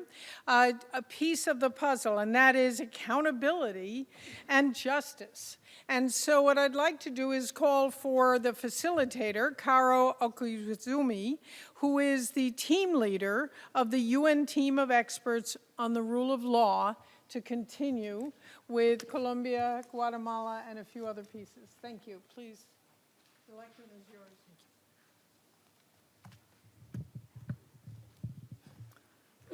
Ladies and gentlemen, distinguished guests, colleagues, and most of all, the survivors.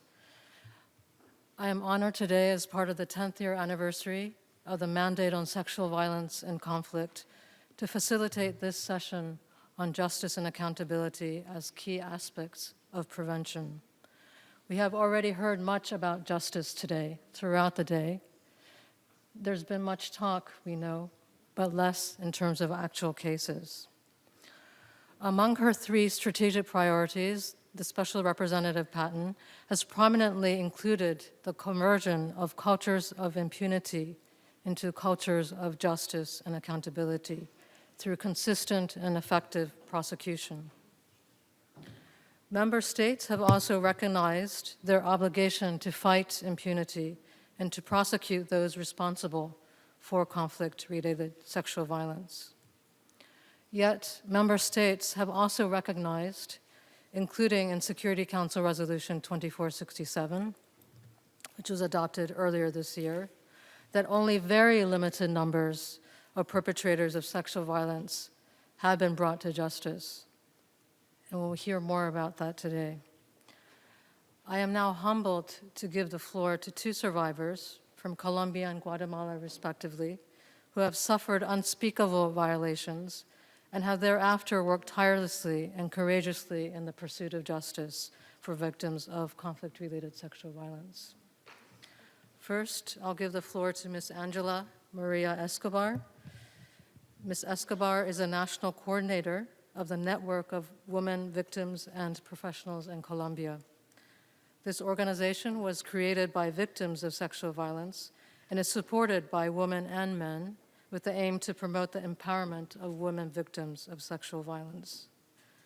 She is a victim of sexual violence by the paramilitaries and is now a defender of women's rights. Ms. Escobar was a member of the victims delegation to the peace negotiations in Colombia and played a crucial role in ensuring the inclusion of provisions on accountability for sexual violence in the peace agreement. I give the floor now to Ms. Escobar. Buenas tardes. Good afternoon.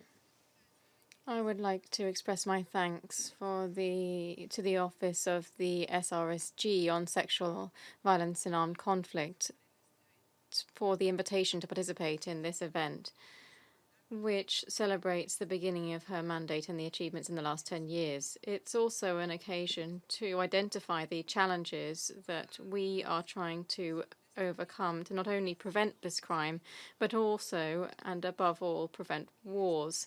Because these wars, as an exercise of power, always lead to the worst practices of people, particularly men, who make up the majority of combatants. It's also a special day for victims, and we are a part of them as well. Because after all these years of meetings and work, we were able to establish a global fund for victims and survivors of sexual violence. That was an achievement that was possible following the leadership of Dr. Denis Mukwege and the Nadia Initiative. They both won the Nobel Peace Prize for their work and their commitment to defending the victims of these crimes.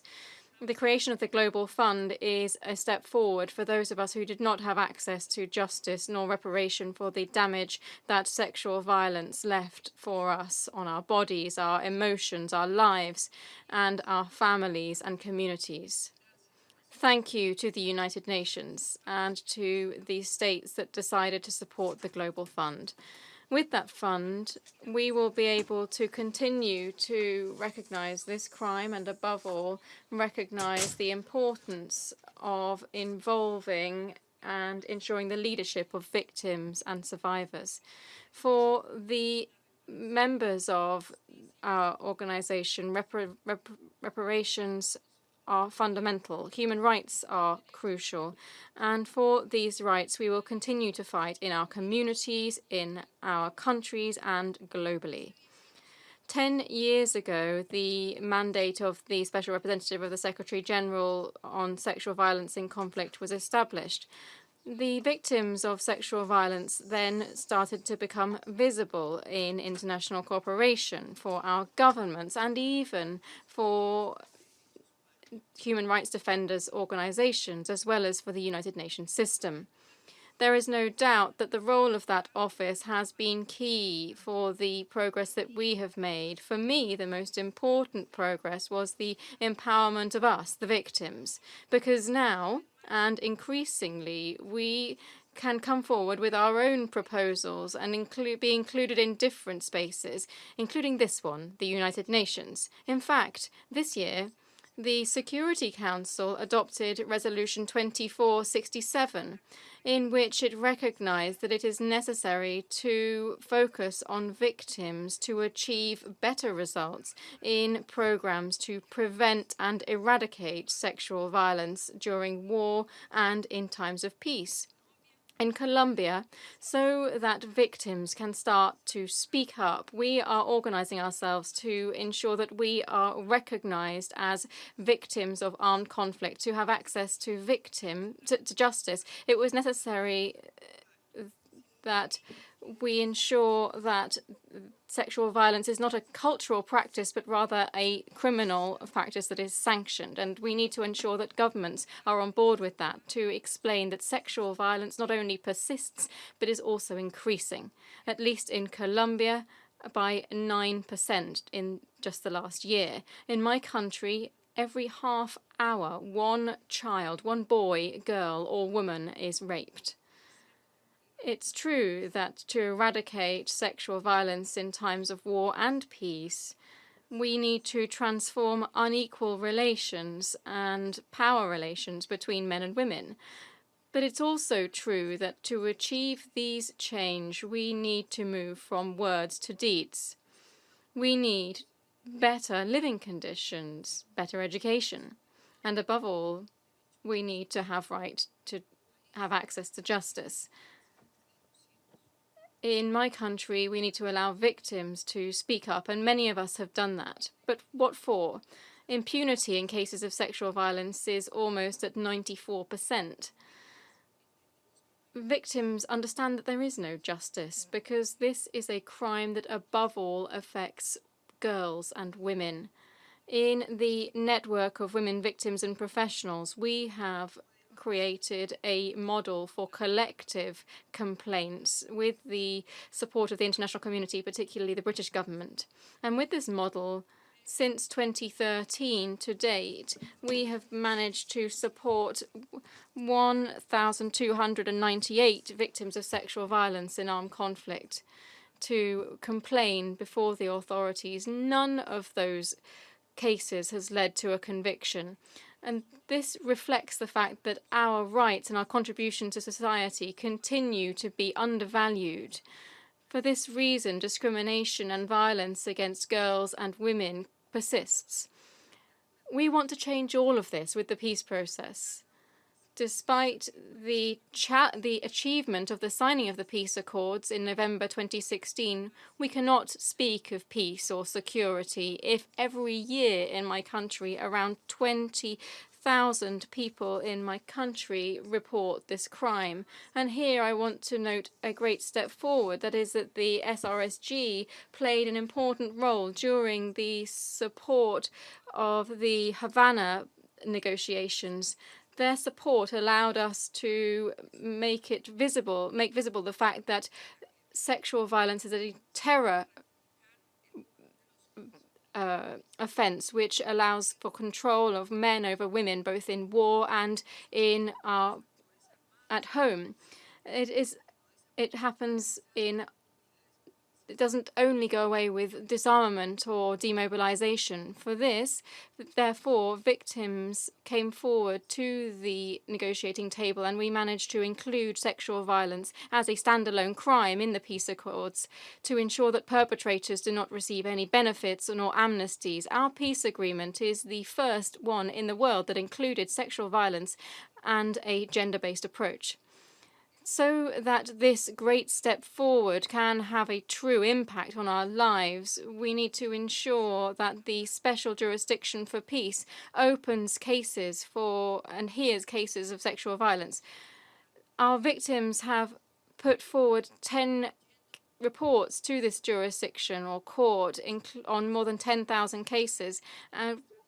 We want transitional justice to show results by bringing the perpetrators to justice.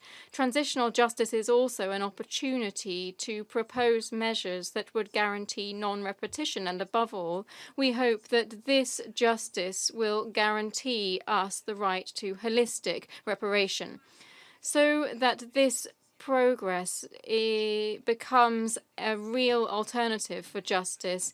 We need to ensure that the Office of the Special Representative of the Secretary General for Sexual Violence technically supports the Technical and Accusations Unit, as well as the court rooms and chambers of the Special Tribunal for Peace. This support should also bear in mind the requests and contributions of the victims as established in Resolution 2467 of the Security Council. Appropriate consideration of sexual violence in transitional justice would be an important step forward to bring an end to the use of sexual violence as a mechanism to maintain the subordination and humiliation of women and children. Victims, through our empowerment and leadership, have not only managed to face up to stigmatization and come and find other victims who can also see us as an example. We've also become defenders of the rights of women and children. However, as you know, defending peace, victims' rights, human rights, or simply being a community or social leader has always generated risks. Since the signing of the peace accords to date, more than 700 human rights defenders and leaders have been murdered. 98 of the victims were women.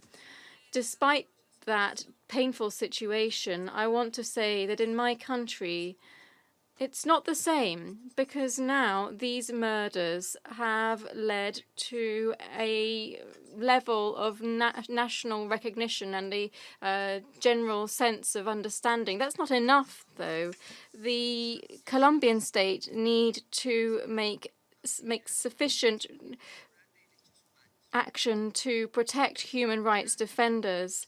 The Security Council and the SRSG for sexual violence in their role as a verifier of the implementation of the final agreement can also play a very important role in this matter, including the voices of victims and in particular the voices of the victims of sexual violence.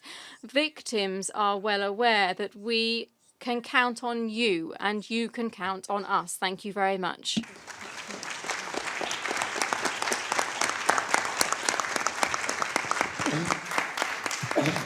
Thank you very much, Ms. Escobar, for sharing with us your experience and your contributions to the Colombia peace negotiations and the agreement that resulted.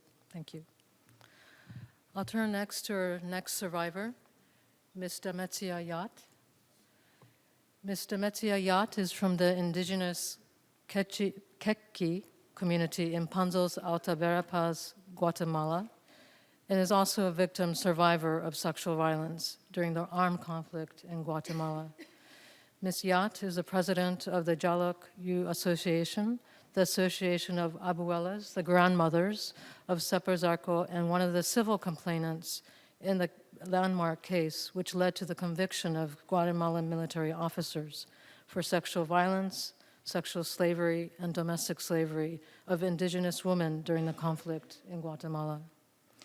Ms. Yat has been a strong voice for the women in the Separ Zarco case and their communities, carrying a message of peace and justice and calling for compliance with the 16 measures of transformative reparations for sexual violence which were granted by the court in this case. Ms. Yat, you have the floor.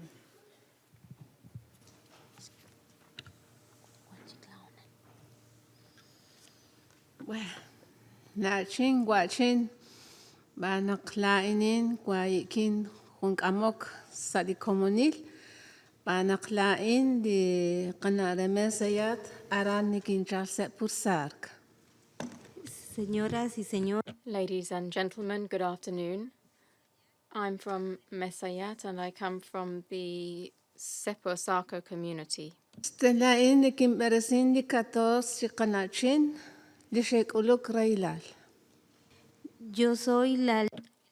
I led the organization or group of women from Separ Zarco. Gitrahengash kakuli railala in maka oras sa inanahkuan ko kwantra kakulu la aholi ishk. Somos sobrevivientes. We are the survivors of sexual violence in armed conflict. If we hadn't been organized at that time, we wouldn't be here today. Anahkuan kwanchik kakulu tish banungich kunilik angel ho changiruna ilok li railash kakyu amis al kunhung chik alebal. Today I am here to set out the fact and raise the fact that as women we have rights and it is the time to speak up and to reveal everything that we suffered in our communities. Nakla oho shqatzil chaqirish laqatyu am laqakwanhik ho changruna ilok li railash qatyu amijak pas ho kanaqashki la eshlikach ishkhilal. Nosotras. We suffered during the armed conflict, and today we are here to explain and allow you to understand the voice of other women. Ishkulu laqakwankilal ho la oli ish naqwankakulu shishtebal chkhuneli railal karulit qatyu ami salaqak alebal khunkhun. Nosotras las mujeres. We as indigenous women also have rights. We must be able to express and explain to you everything that we experienced within our communities. We are aware that we do have our rights. Buki uta inaqti kutung sali chaqra ho naqchira bili awa bihilal ho charula qamahilal salik alebal khunkhun kharup lishkuluk railal sadi khunsut khunrup elchusha. Hemos trabajado. We have been working hard to speak up and ensure that our voice is heard by the authorities and the competent justice bodies. Chihokain te banumanglik angel marekwani komonto mahina sik lirakle atin honash kasik la oho janak shiv tish sik balirakle atin banak tish shiv ut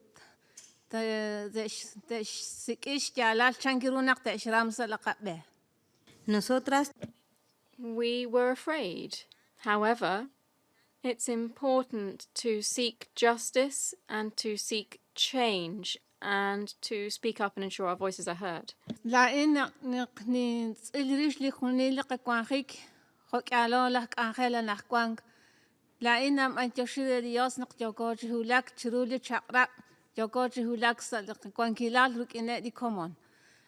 yo agradezco I would like to thank God and the institutions that have supported us because we have been able to make headway in reparations in our lives.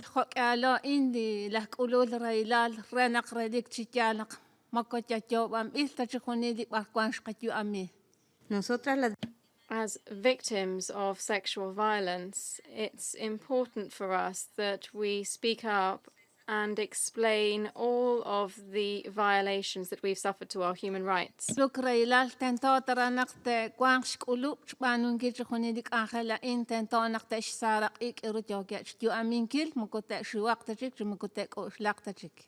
todas las que All of us who were the victims of sexual violence, well, it's important for all of us to speak up, to seek justice, and to explain to the world everything that we suffered.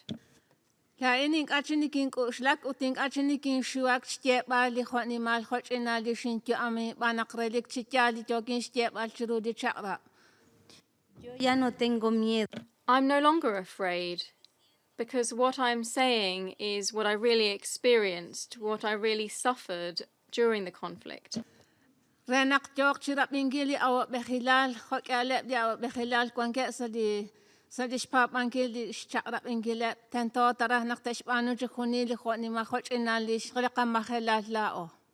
Es importante It's important that both the government and authorities are aware that we are organized and we know what happened to us.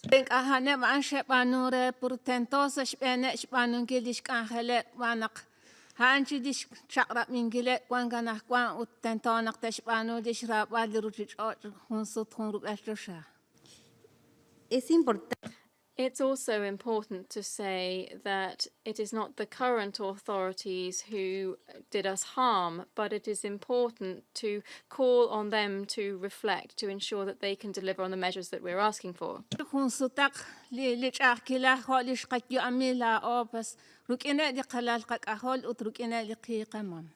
nosotras las mujeres We as women don't want history to repeat itself. It's important to advance so that our children and grandchildren never suffer these situations again.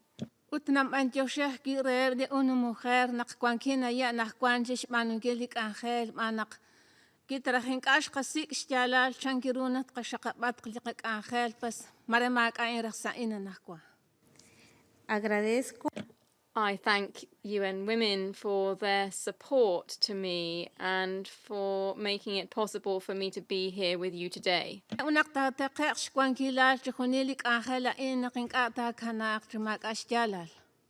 es importante It's important that we continue to make progress so that everything that we suffered doesn't happen again.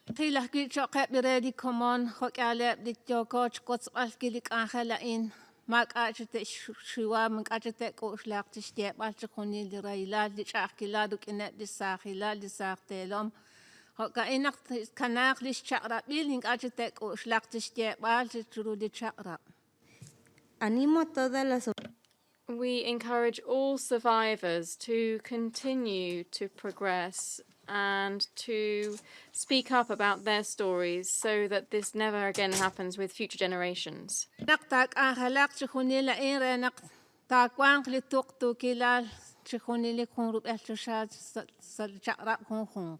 debemos We must work for peace and justice.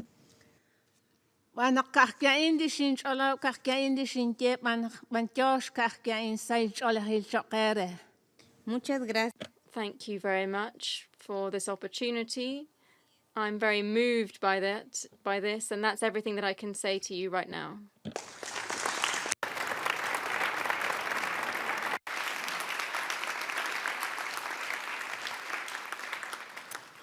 Thank you very much, Ms. Yatt, and for sharing with us your experience and your words of wisdom for other survivors to speak up. That's very important. I will now turn to three practitioners representing three very different organizations, but all sharing the goal of ensuring that perpetrators of conflict-related sexual violence are held accountable through national and/or international mechanisms. You will hear from them about their respective efforts to advance justice for victims of conflict-related sexual violence, but also about their immense political, technical, and operational challenges that they face and the support that they require in this regard to make prosecutions the norm rather than the exception. I will first introduce Ms. Michelle Jarvis, the Deputy Head of the International Impartial and Independent Mechanism for Syria, or the IIIM.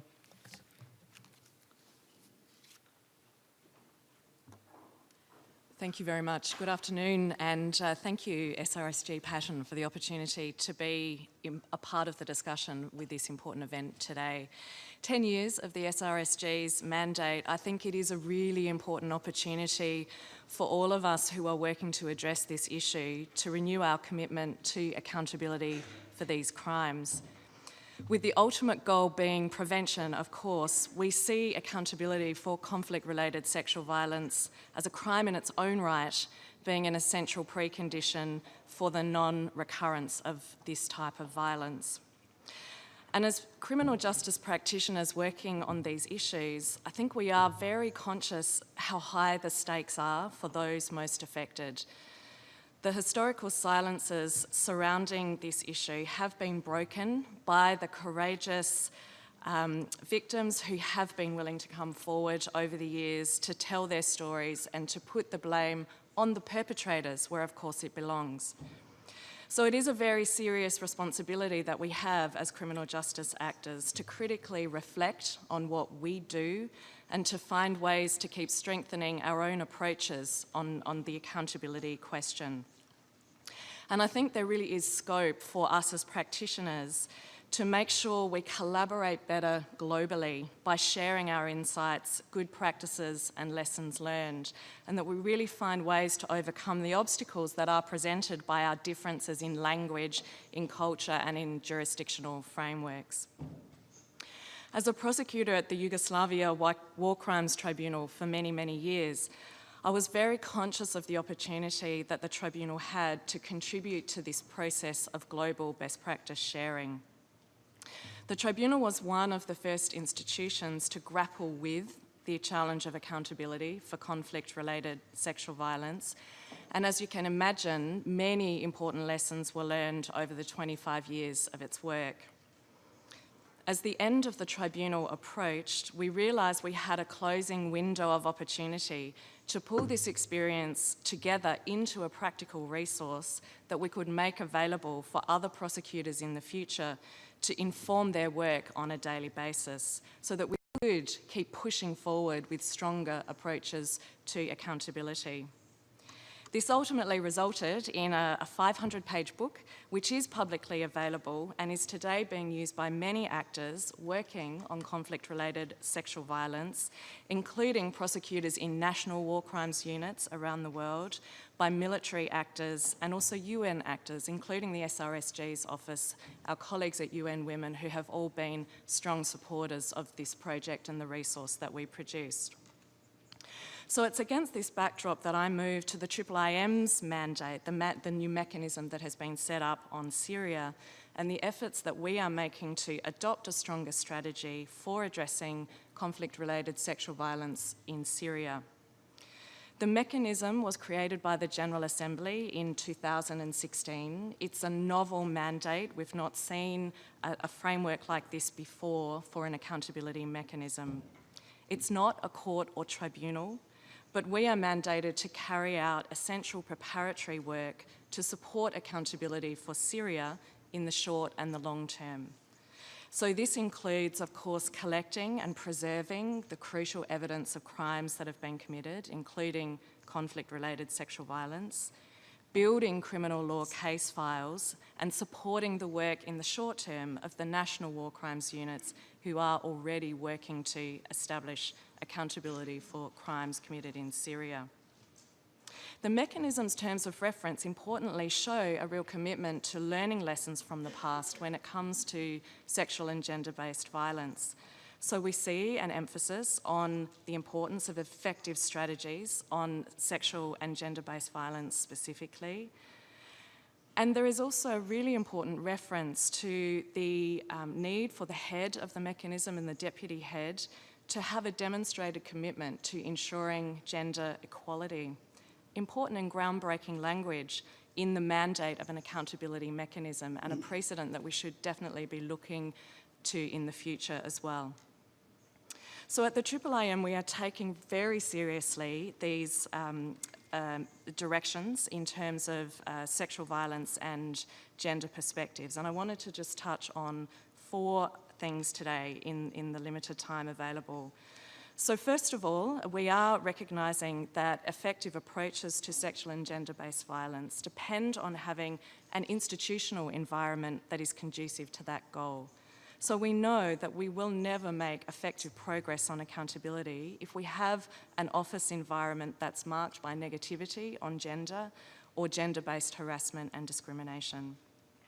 Second, we've adopted a strategy of integrating a focus on sexual and gender-based violence as a core part of our work and not viewing these crimes as separate and apart from the rest of what we do. So some of the concrete steps include putting in place an office-wide network of experts on sexual and gender-based violence across our key professional categories: investigators, analysts, lawyers, evidence management officers. It's really important that the expertise extends across the whole office framework.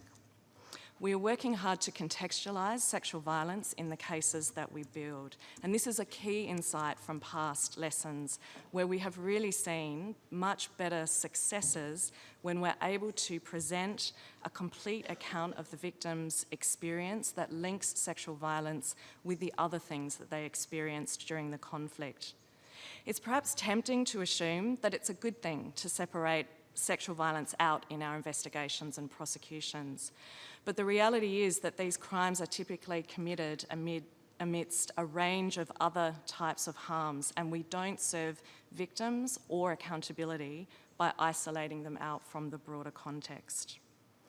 Third, we are incorporating into our strategies the many lessons learned about how we can establish accountability for physical perpetrators, but also more senior officials who direct, encourage, and condone sexual violence. As we heard directly from survivors throughout the course of the day, for them it is very important that we hold both physical perpetrators and their superiors accountable. And we now have the benefit of a great deal of useful experience and important precedents about what strategies work the best for this. And fourth, recognising our unique mandate at the IIIM, we're undertaking a pilot project focusing on sexual and gender-based violence specifically in the context of Syria. So the first phase has indeed been a collaborative engagement with Syrian NGOs to build a detailed understanding, contextual understanding of sexual violence in the Syrian context to inform our work. Secondly, we're prioritising the collection and analysis of materials already collected by others relating to sexual and gender-based violence so that we can map what has already been done, where the gaps are, and what suggestions we can make to our interlocutors to strengthen our combined work in the future. Importantly, this also involves prioritising statements from female witnesses who are, in general, significantly underrepresented in much of the documentation work done to date. And the third component of our strategy is development of specific strategies for sexual violence as part of our case file building, and in particular, strengthening strategies for reflecting the role that gender plays in driving violence as a step towards a more transformative approach to the justice process. So in conclusion, we have learned how important it is for us to see accountability work as part of a broader process involving many stakeholders and particularly local ones. Looking back after 25 years of the experience of Bosnia and Herzegovina, we see clearly that no matter how effective we are in securing convictions, we will not affect broader transformational change if our successes in the courtroom are not translated into knowledge and understanding at the grassroots level, and particularly for the next generation. Thank you.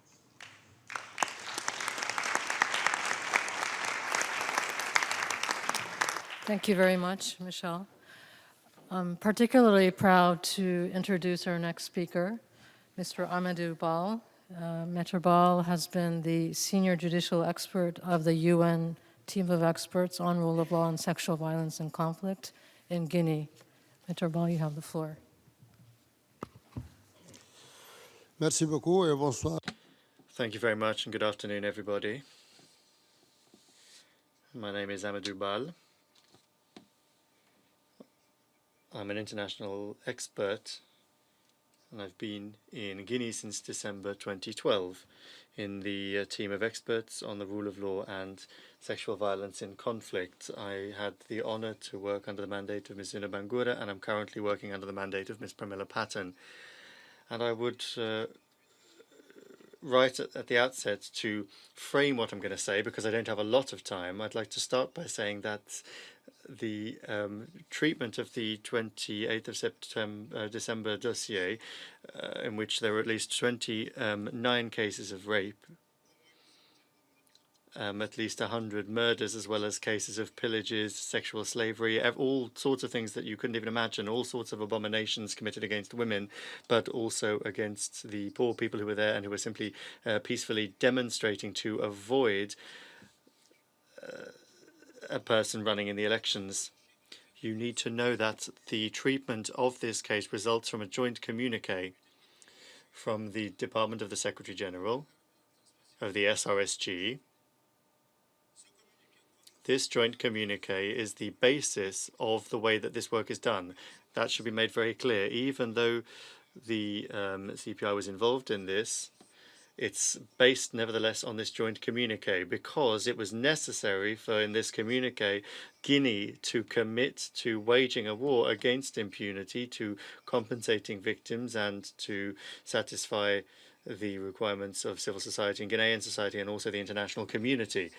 So Guinea committed to do this, while the United Nations committed to help it in this. And the Department of the Office of the SRSG on Sexual Violence and the Rule of Law and Sexual Violence committed to help with these objectives. So it was really a contract, as far as I see it.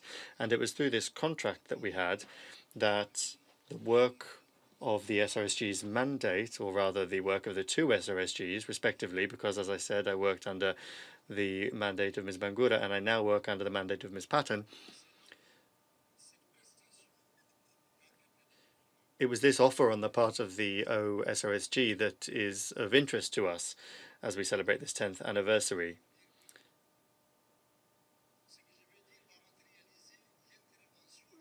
What I'm going to do is going to put the work of the department, the office, into practice on the ground. On the ground, first of all, the conditions needed to be put in place so that Guinea could comply with its commitment to combat impunity. To do that, it needed to be given the resources, the means to do that, because Guinea didn't have the resources to do that. You might expect the criminal court to be immediately able to do that, but no, there was an agreement on that basis, and a very unusual situation, after which Guinea committed to carry out reforms to get it up to the level that was necessary to be able to judge those cases in the criminal court. So the team of experts that I was deployed with, also in order to meet the requirements of the Office of the Secretary General Special Representative, I was responsible for training the magistrates that had been appointed by the government of Guinea, and to ensure that they could carry out a proper investigation.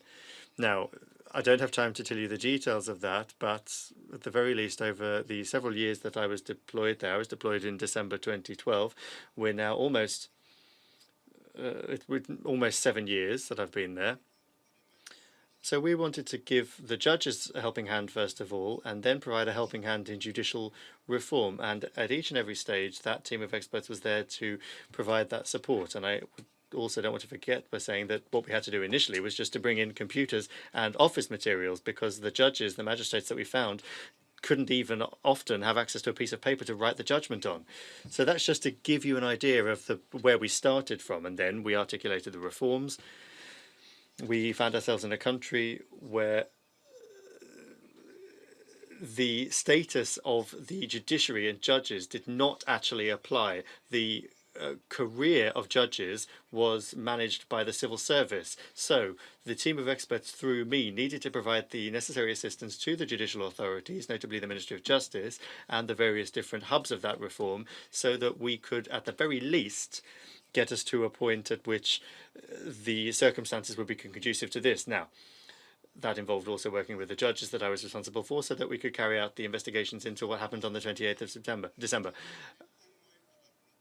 We managed to at least close the receipt of information in 2017, but it was a long process, but we did get there. Following this,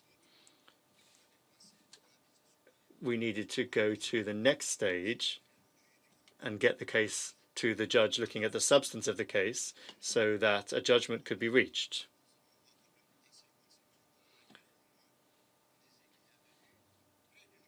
We reached a point at which we were told that at least 15 primary defendants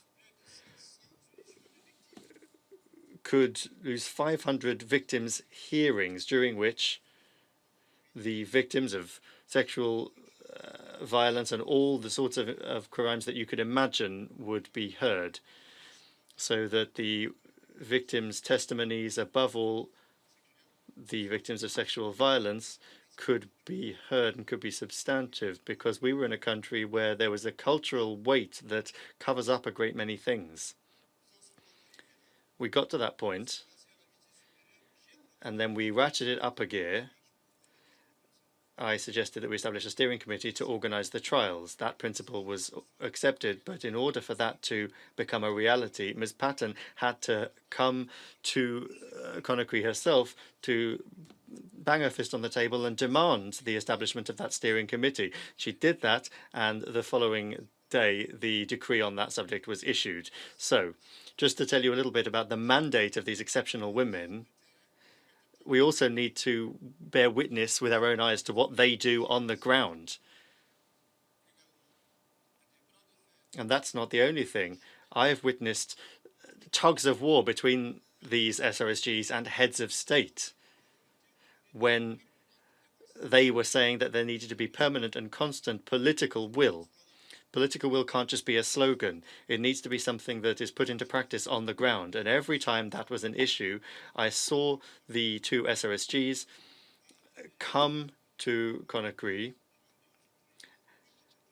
and through a particularly onerous procedure, tell the authorities that they needed to be consistent and permanent in their commitment to this subject. In addition to the institutional judicial aspects that we've worked on, Ms. Patton also did another extraordinary thing. Ms. Bangura also initiated something as she was leaving office. That is to say, the treatment of some 30 women with medical certificates, because, of course, these cases dated back to 2009. We were in 2017 at this point. But in spite of all of that, Dr. Mukherjee did extraordinary work providing these consolidated medical certificates that allowed us to look back on some of these aspects and retrace the abuse that was committed against these women. Later on, she also put in place a mechanism that allowed for psychological support for the victims. Even better than that, healthcare providers were trained as part of this hub mechanism with the Mukwege Foundation, so that they could not only acquire greater competence and skill when it comes to treating and examining these women, but also provide psychological support. At this level, again, at this stage, a consultant in psychological therapy who's in the room was subsequently sent into the field. Well, I'm being told that I don't have much time left, so I'll squeeze what I have to say even more. I just want to tell you how far we've come. The point we've reached, we may be satisfied with the progress that we've made, but there are still things in the shadows that we need to cast light on.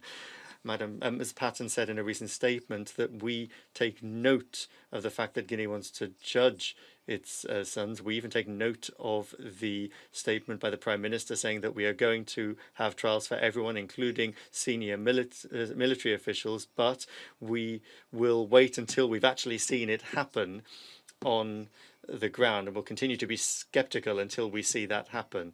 We are waiting for all the provisions to be taken so that the victims can, at long last, get what they have been trying to get for 10 years. Next, or rather last, so that people don't worry too much, we are asked for this compensation fund, the global fund that we mentioned earlier, that we spoke about earlier, for that to become a reality, because we're the people asking for it.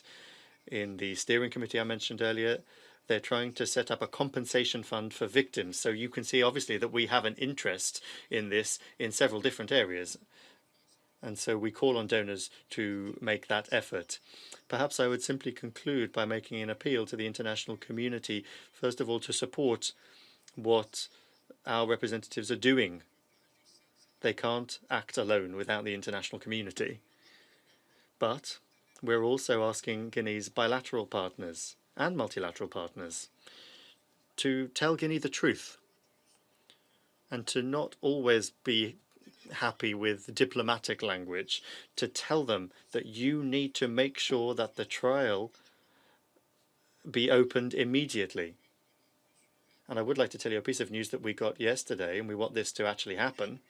Yesterday, the Minister of Justice declared that the trial would take place at the latest at the end of June 2020. There was another speech immediately after that saying that perhaps it would even take place in January or February. We'll cross our fingers, and we hope that we will be able to see that happen. But in the meantime, we're going to keep our eyes fixed on the ground to see what happens. Thank you. I didn't scratch the surface of what I wanted to say, but there are time limits, and so I shall submit to everyone else's discipline. Thank you.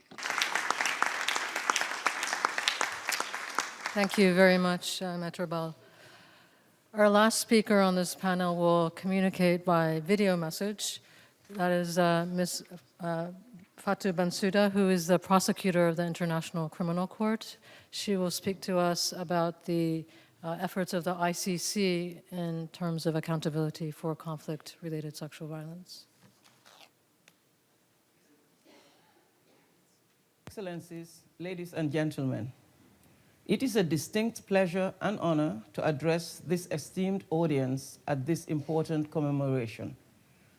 I deeply regret not being with you in person to celebrate this milestone and to contribute to the ongoing rich discussions with a view to identify lasting solutions to address the scourge of sexual and gender-based violence in conflict. I hope that nonetheless you accept my warmest greetings from The Hague, along with my sincere gratitude to Special Representative Pramila Patten and other co-organizers for putting together this seminal event. Allow me at the outset to express my personal admiration and respect for SRSG Patten, her predecessors, some of whom are present here today, and of course, the hardworking staff of her office, and indeed, the many champions at the forefront of this common struggle participating at this event and beyond, for their crucial work around the globe. I consider the UN mandate on sexual violence in conflict a key cornerstone of the global structure and response to sexual violence in conflict. And along with my office, we feel privileged to consider SRSG Patten and her office a natural partner in the advancement of our joint goals of curbing the scourge of these appalling crimes. As prosecutor of the International Criminal Court, I regularly witness the devastating consequences of sexual and gender-based crimes on victims and affected communities. In the courage and dignity of victims and survivors, I have seen human nature at its best. And in the sheer brutality of crimes against them, I have seen it at its very worst. Sexual and gender-based violence is sadly characteristics of so many conflicts. It is too often perpetrated as a deliberate weapon of war or repression against women, men, girls, and boys. It is used despicably in the machination of ethnic cleansing. This must stop. But we must be realistic. No one single person, no one single entity, no one institution, and no one country can hope to achieve real success and progress alone. And this is my key message today, a call for collective action, all in our respective capacities, in a coordinated and complementary fashion to counter the horror of sexual and gender-based crimes. I want to take this opportunity to salute the courageous survivors present at the conference who have shared with us their harrowing stories. Despite their ordeals, they have shown profound inner strength. Their shared resolve to be heard, to move forward, gives us all inspiration. It is my firm belief that justice has a vital role to play in both deterring and punishing sexual and gender-based crimes in times of conflict. Sexual and gender-based crimes are explicitly and extensively prescribed in the founding treaty of the International Criminal Court, the Rome Statute. Upon taking office as ICC prosecutor, one of my primary goals was to ensure that the protection of the law is employed to the fullest extent, to foster a culture of accountability where sexual violence is no longer tolerated without consequence. We still have much work to do towards this aim. In 2014, I launched a comprehensive policy paper on sexual and gender-based crimes. The policy guides my office's investigations and prosecutions of these crimes.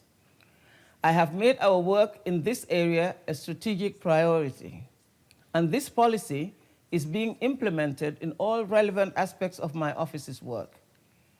In many of the situations of which we are seized, from Myanmar in the context of the alleged deportation of the Rohingya, to Guinea, Nigeria, and Ukraine, or in our formal investigations in the Central African Republic or the Democratic Republic of Congo, to name only a few, we are confronted with the pervasiveness of sexual and gender-based crimes. We try to gather the necessary evidence to build cases that are reflective of the nature of these crimes with a view to holding the perpetrators to account. In July of this year, for instance, trial judges of the ICC unanimously convicted Mr. Bosco Ntaganda on all charges my office brought against him, including rape and sexual slavery committed against child soldiers within his own armed group in the DRC. In doing so, the ICC pushed the envelope of the law to bring added protection to children from the plight of sexual violence.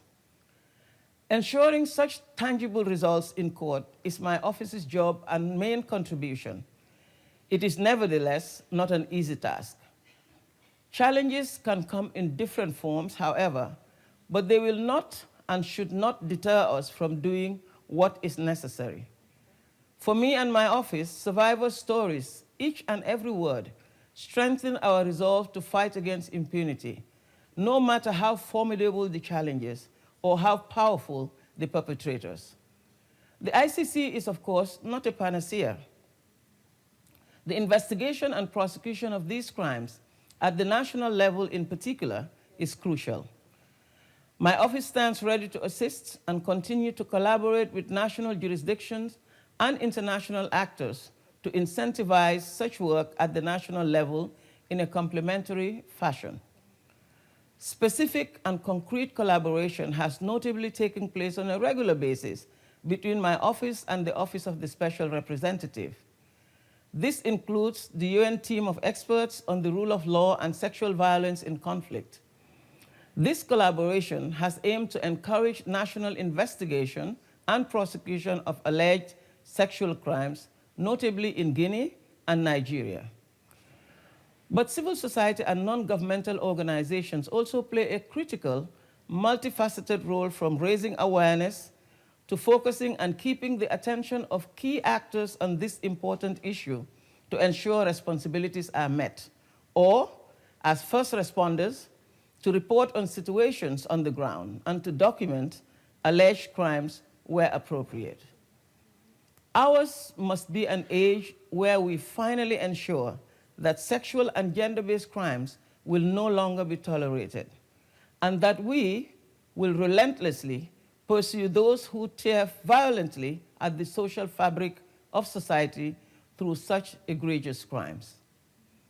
I thank you for your attention.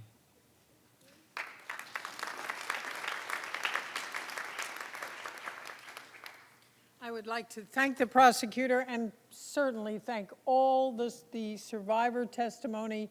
We appreciate all that you've done and in your very dramatic statements. Thank you very much.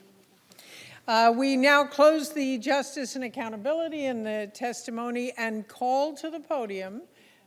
We will excuse this panel and call to the podium those involved in the perspective of UN action partners and civil society. And that means the member entities from Interagency Network, the UN Action Against Sexual Violence and Conflict. It involves just about 14 UN agencies. We're calling for the principals to come to the podium, and that is Dr. Natalia Kanem, the Executive Director of UNFPA. Ms. Phumzile Mlambo-Nuka, the Executive Director of UN Women. These are the principals in these very important agencies. Alexandra Zuev, the Assistant Secretary General for Rule of Law and Security Institutions at DPO. And Mr. Simone Monasabian, the UN Office on Drugs and Crime. Please come to the podium. Now we have basically two more segments and then some member states. And unfortunately, we have a lot to do. We have what Conference Services has told us, but what we call in the TV business a hard break. So we have to start to limit our time. And what we would do is ask if any member states that have signed up to speak after this and after the testimonials would like to instead post their statements on the website of the SRSG to let one of our staff members know, and they will do that in lieu of speaking when the lights go out, something like that. So thank you very much. All right, now I would like to turn to Dr. Natalia Kanem, Executive Director, UNFPA, for the past achievements and continuing commitments of UN Action member entities. And then I will have some questions for the ED on UN Women. So, great, why don't we, start with Dr. Kanem. Thank you so much. As one woman has told me, it's the wound that you don't see, doctor. That's the one that hurts most deeply.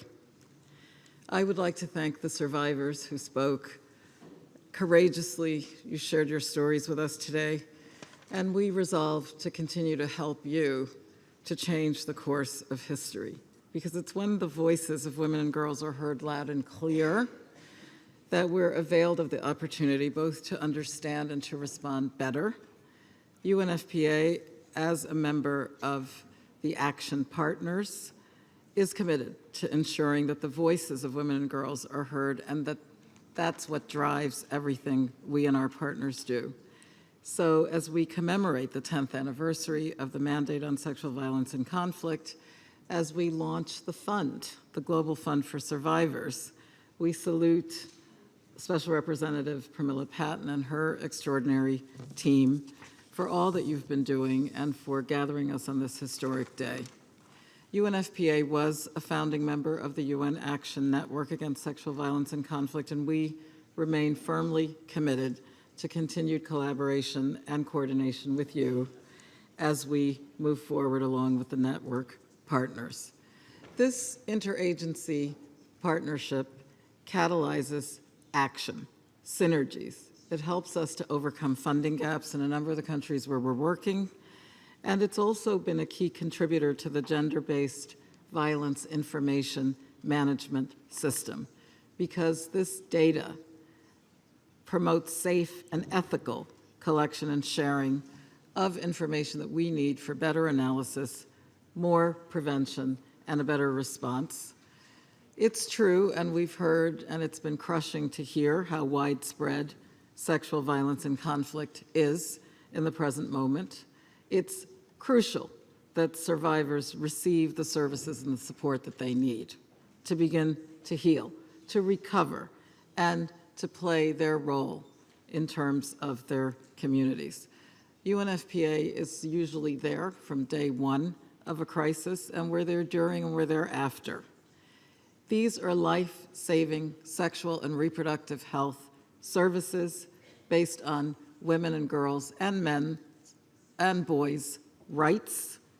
This information, this coordination, these mechanisms that we've put in place together allow for us to be much more effective in terms of our GBV prevention and response. And connecting women and girls in safe spaces where they feel comfortable to provide the type of legal services and to promote the access to justice. This is what we're doing together. The critical population data of those affected to promote sexual and reproductive health and rights, and the agency of women and young people in the emergency response. And we've heard testimony to that effect today. When our teams join forces in these countries around the world, we do have obstacles. In Yemen, we've helped to overcome this by hiring local drivers. This has enabled us to be able to distribute life-saving rape treatment and other types of kits, reproductive health supplies, in the context of very limited humanitarian access. In Somalia, the very first female police officer in one of the communities where we work, herself now is supporting survivors of gender-based violence in her region. And she conducted a very thorough investigation of a case of gang rape of a young girl. She was able to identify 6 perpetrators who are all now in custody. This obligation, the trust that we have to keep women and girls safe and to help survivors of sexual violence to rebuild their lives, must be taken very seriously, and we certainly do that.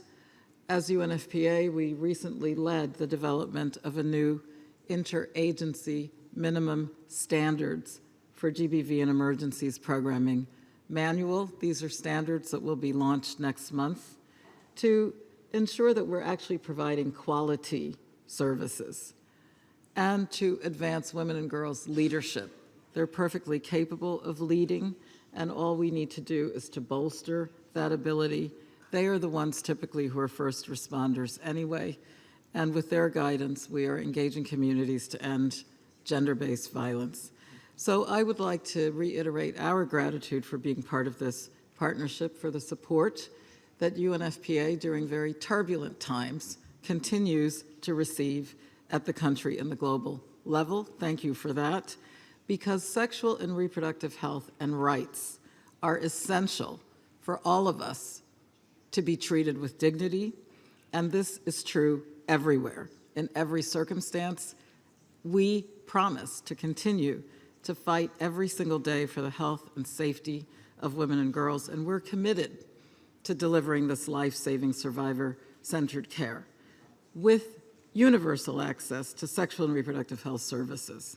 This is what women and girls have desperately told us that they need for us to do to keep the promises that were made in Cairo at ICPD, so that these invisible wounds, which are just as devastating and crippling as the physical harm that survivors suffer, will be attended to. And more than that, the ultimate healer of sexual violence is justice. So I look forward to welcoming you and Special Representative Pramila Patten and Madame Phumzile and so many of us who will be in Nairobi next month to bring our contributions, including a session that is titled No Women, No Peace. Do join us, whether physically or virtually. The thousands of us that are coming to Nairobi will be speaking up, we will be standing up, and we will be demanding that we take action together for human rights, for justice, for survivors of sexual violence everywhere. Thank you.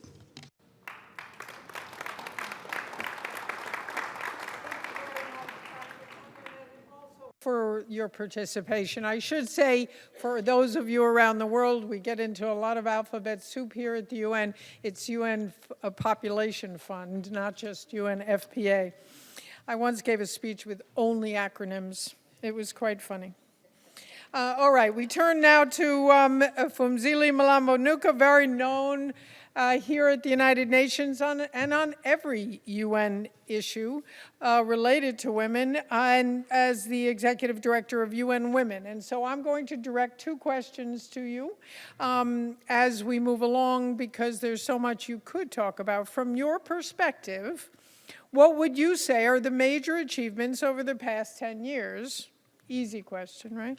In addressing and responding to sexual violence and conflict, and any commitments you want to put forward that highlight your work for the next 10 years.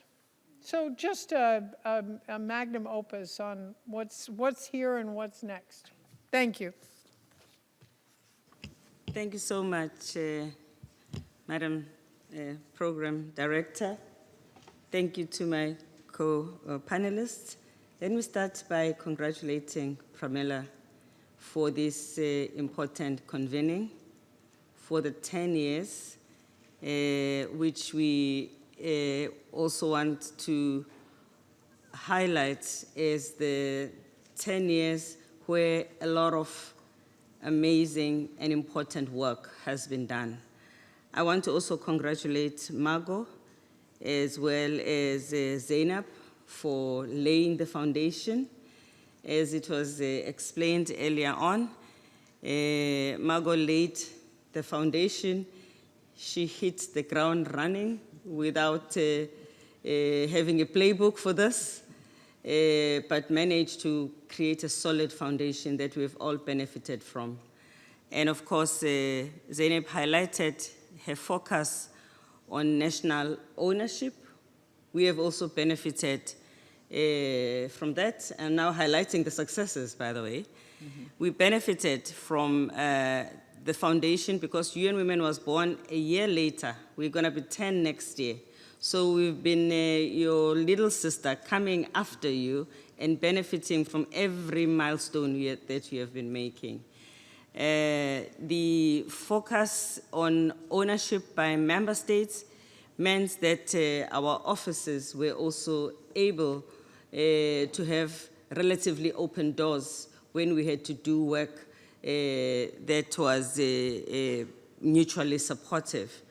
And of course, Pramila, you have highlighted your focus on a victim-centric approach, something that is very important for all of us, for every step of the way, whichever emphasis you have made as you have been building this important institution, there's been collateral benefits for all of us, I think, sitting on this podium. We have also, over the time, increased awareness within the UN system and beyond on the crimes that are being committed against women, and thankfully that has also helped us to propel the adoption of normative instruments that now exist, those that exist within the Security Councils, within the member states in different countries, and also those that have been adopted by regional institutions. We also have national and regional plans on women, peace and security around the world, and in each of these plans there is a focus that is focusing on conflict-related sexual violence.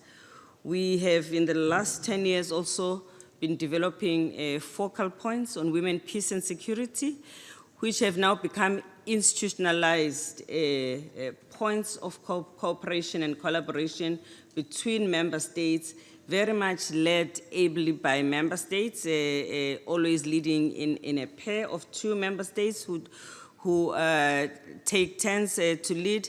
And I must say that has also created a community of practice between and amongst member states who are now able to share best practice as well as the challenges.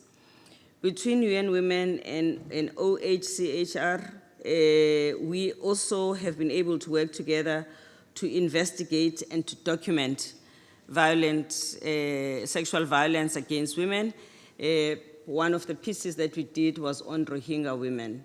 And again, we received a lot of support and encouragement also from your office.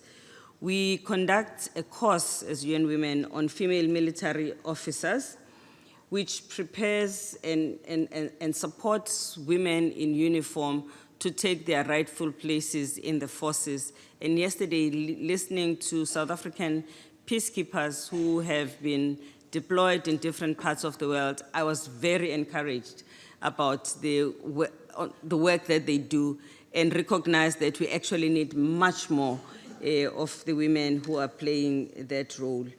We also have a fund, Women, Peace and Humanitarian Fund, which has now reached civil society organizations in 70 countries, in 13 countries, and reaching out around 7,600 women in different parts of the world.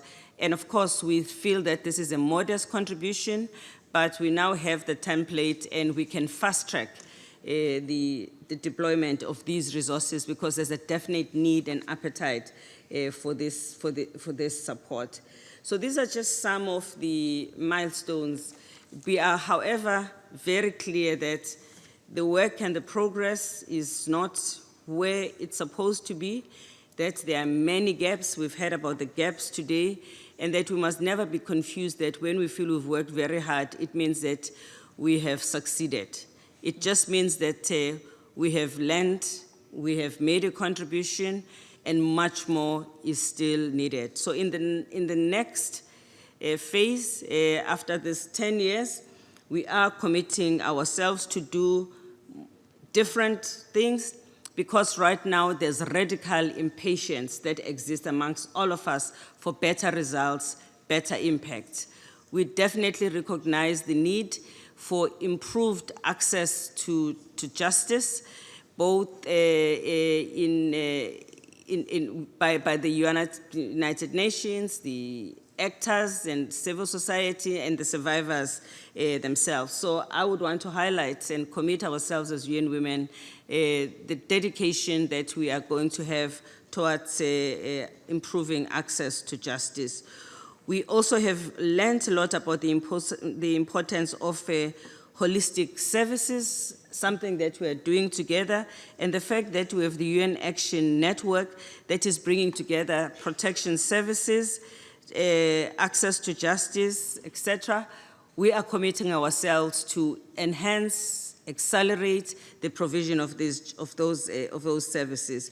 We also are committing ourselves to use the upcoming Beijing 25 moment, which will also be 20 years of the implementation of the Women, Peace and Security Resolution 1325 as another opportunity for us to take our work even to greater heights and to collaborate with all of you and to bring in young people also into this agenda, and through young people take this agenda also out of the capture of institutions and make it an issue of general public, of informal power, so that we are also able to be accountable to ordinary people as well as mobilize them to take their rightful place. I also want to thank the survivors in particular for their testimonies today, which were touching, and for the courage that has enabled you to be with us today. Thank you.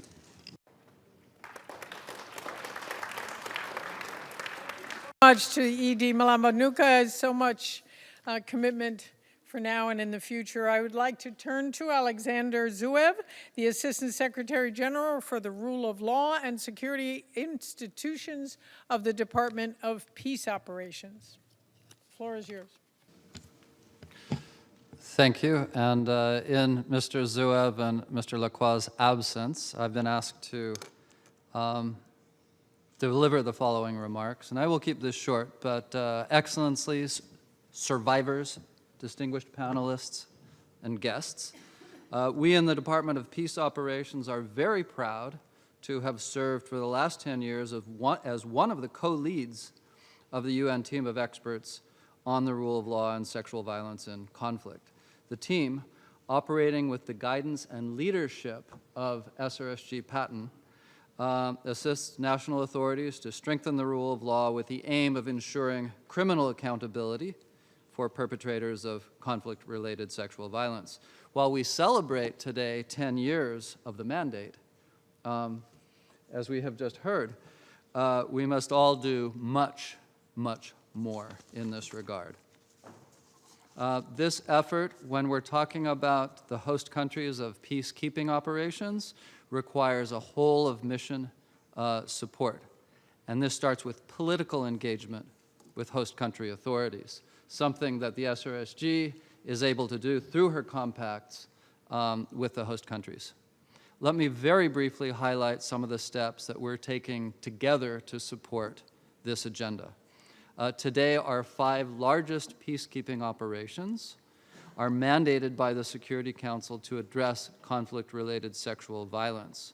And we've deployed women protection advisors to all of these missions. But again, it's really a mission-wide approach going from political to the technical.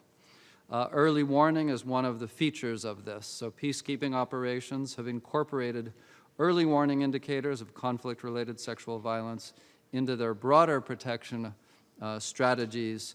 And for example, in South Sudan, following human rights investigations, we were responding to sexual violence perpetrated in Northern Unity State, and UNMISS launched patrols in vulnerable areas as a measure to do their best to protect women that were threatened by attacks.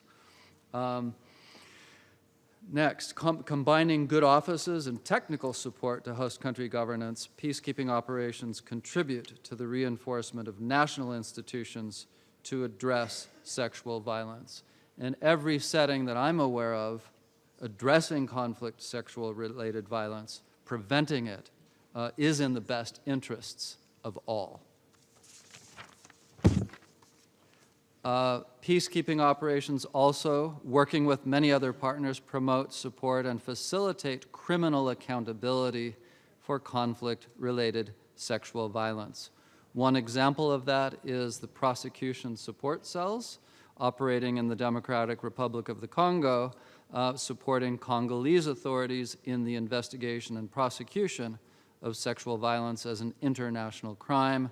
This has led to the conviction of even high-level commanders of the national military and armed groups. And this is against the backdrop of a situation where these high-level commanders in the past operated with almost complete impunity, with command responsibility for mass rape. Now, at least, they will have to think twice because there is the possibility of criminal accountability. Without going into more detail in the mission-specific areas, I would like to conclude by stating that the Department of Peace Operation commits its continuing support to host countries, to civil society, to the SRSG, and other UN partners to do more to combat sexual violence. We further commit to ensuring that the perspectives, needs, and recommendations of survivors inform our work to this end. While today we celebrate 10 years of the mandate, we almost realize we must redouble our efforts to address the scourge of sexual violence in conflict as expected by the survivors and as expected by humanity. Thank you.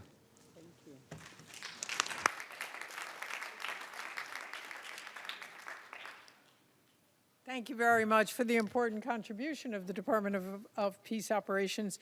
I now turn to Simone Mona-Sabian from the UN Office of Drugs and Crime. Thank you.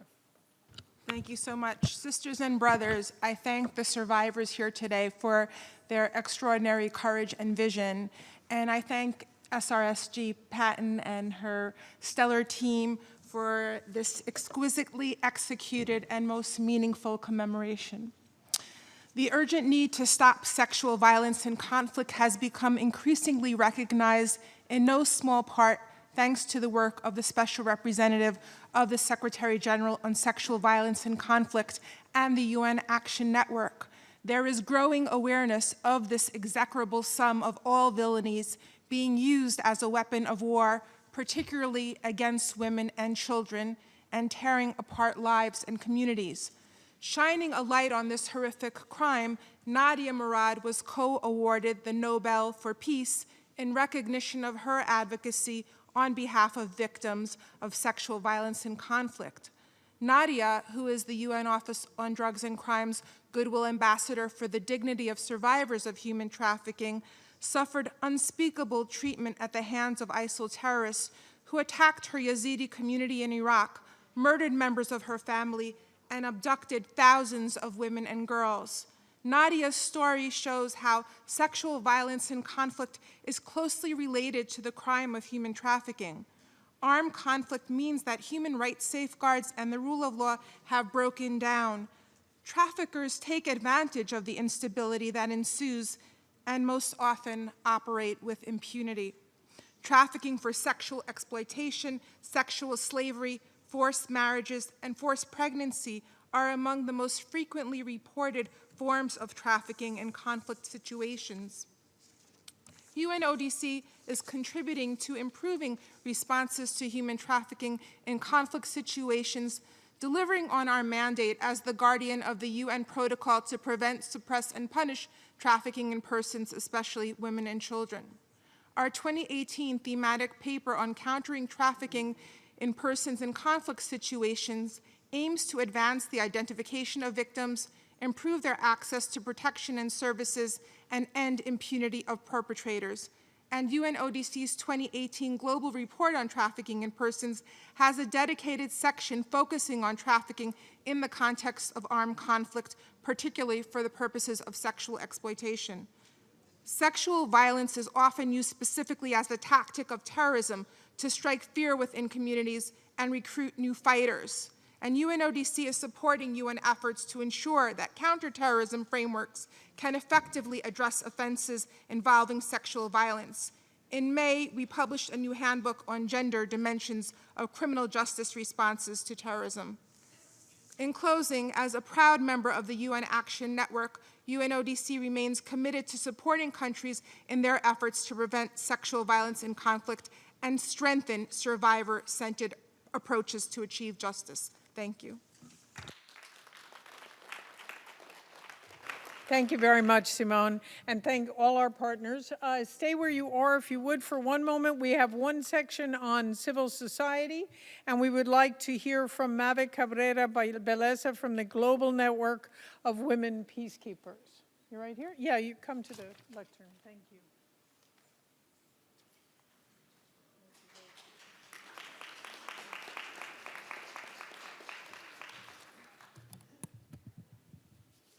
Thank you to the Office of the Special Representative of the Secretary General on Sexual Violence and Conflict, most especially to Special Representative Pramila Patten for her leadership and vision, to the member states who are supporting this event to mark the 10th anniversary of the mandate on sexual violence and conflict.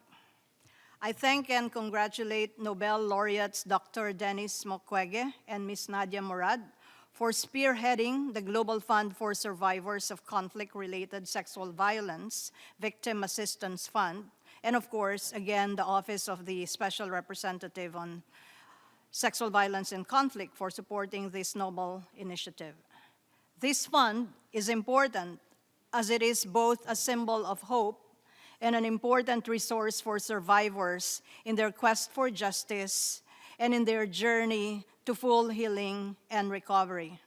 Above all, I thank and honor the women who came here to share their stories, and including those who may not be here with us, but who bravely stand against the perpetrators, navigate often difficult judicial systems, and demand justice for the atrocious sexual violence crimes committed against them.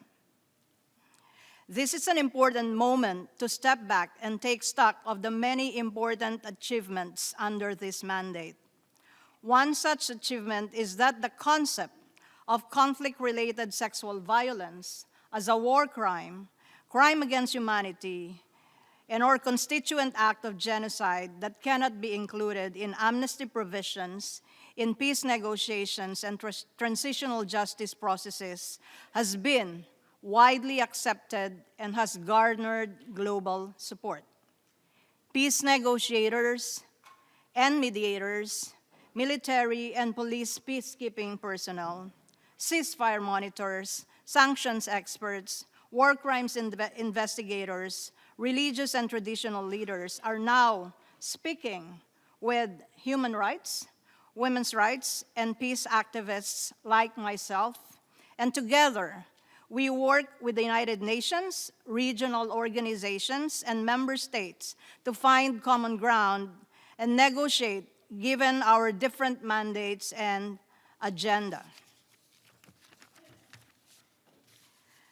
The prevention of sexual violence in conflict is now a central element of our work in implementing the Women, Peace, and Security agenda.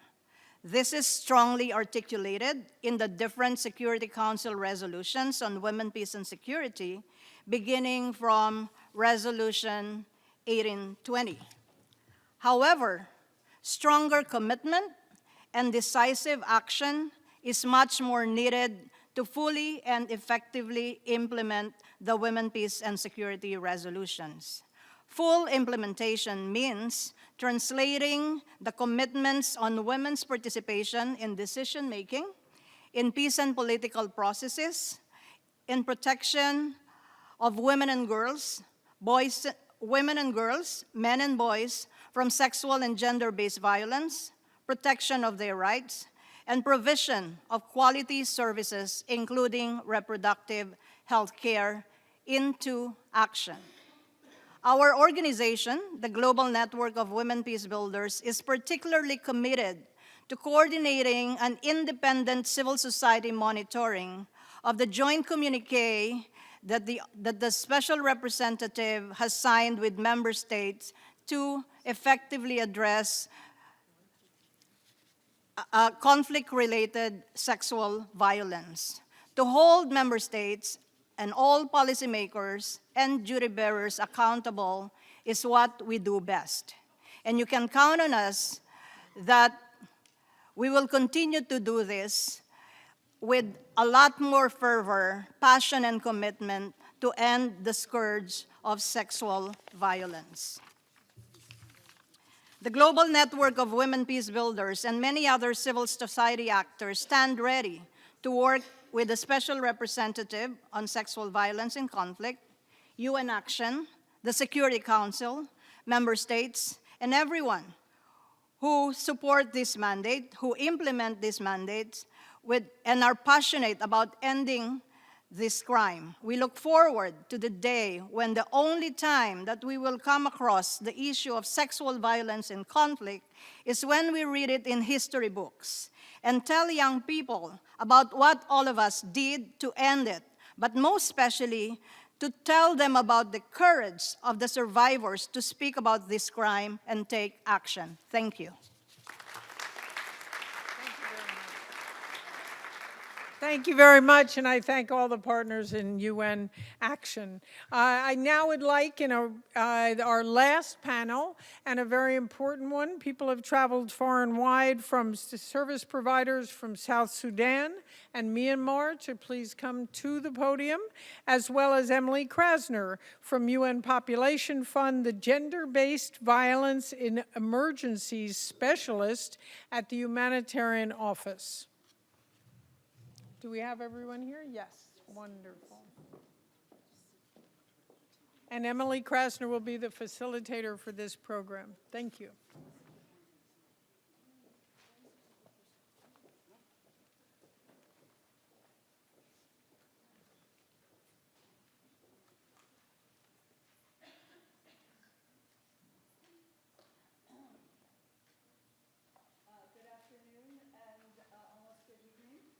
I've been told that we're going to have to leave the room soon, so I will not be giving these women the introduction that they deserve for their amazing work.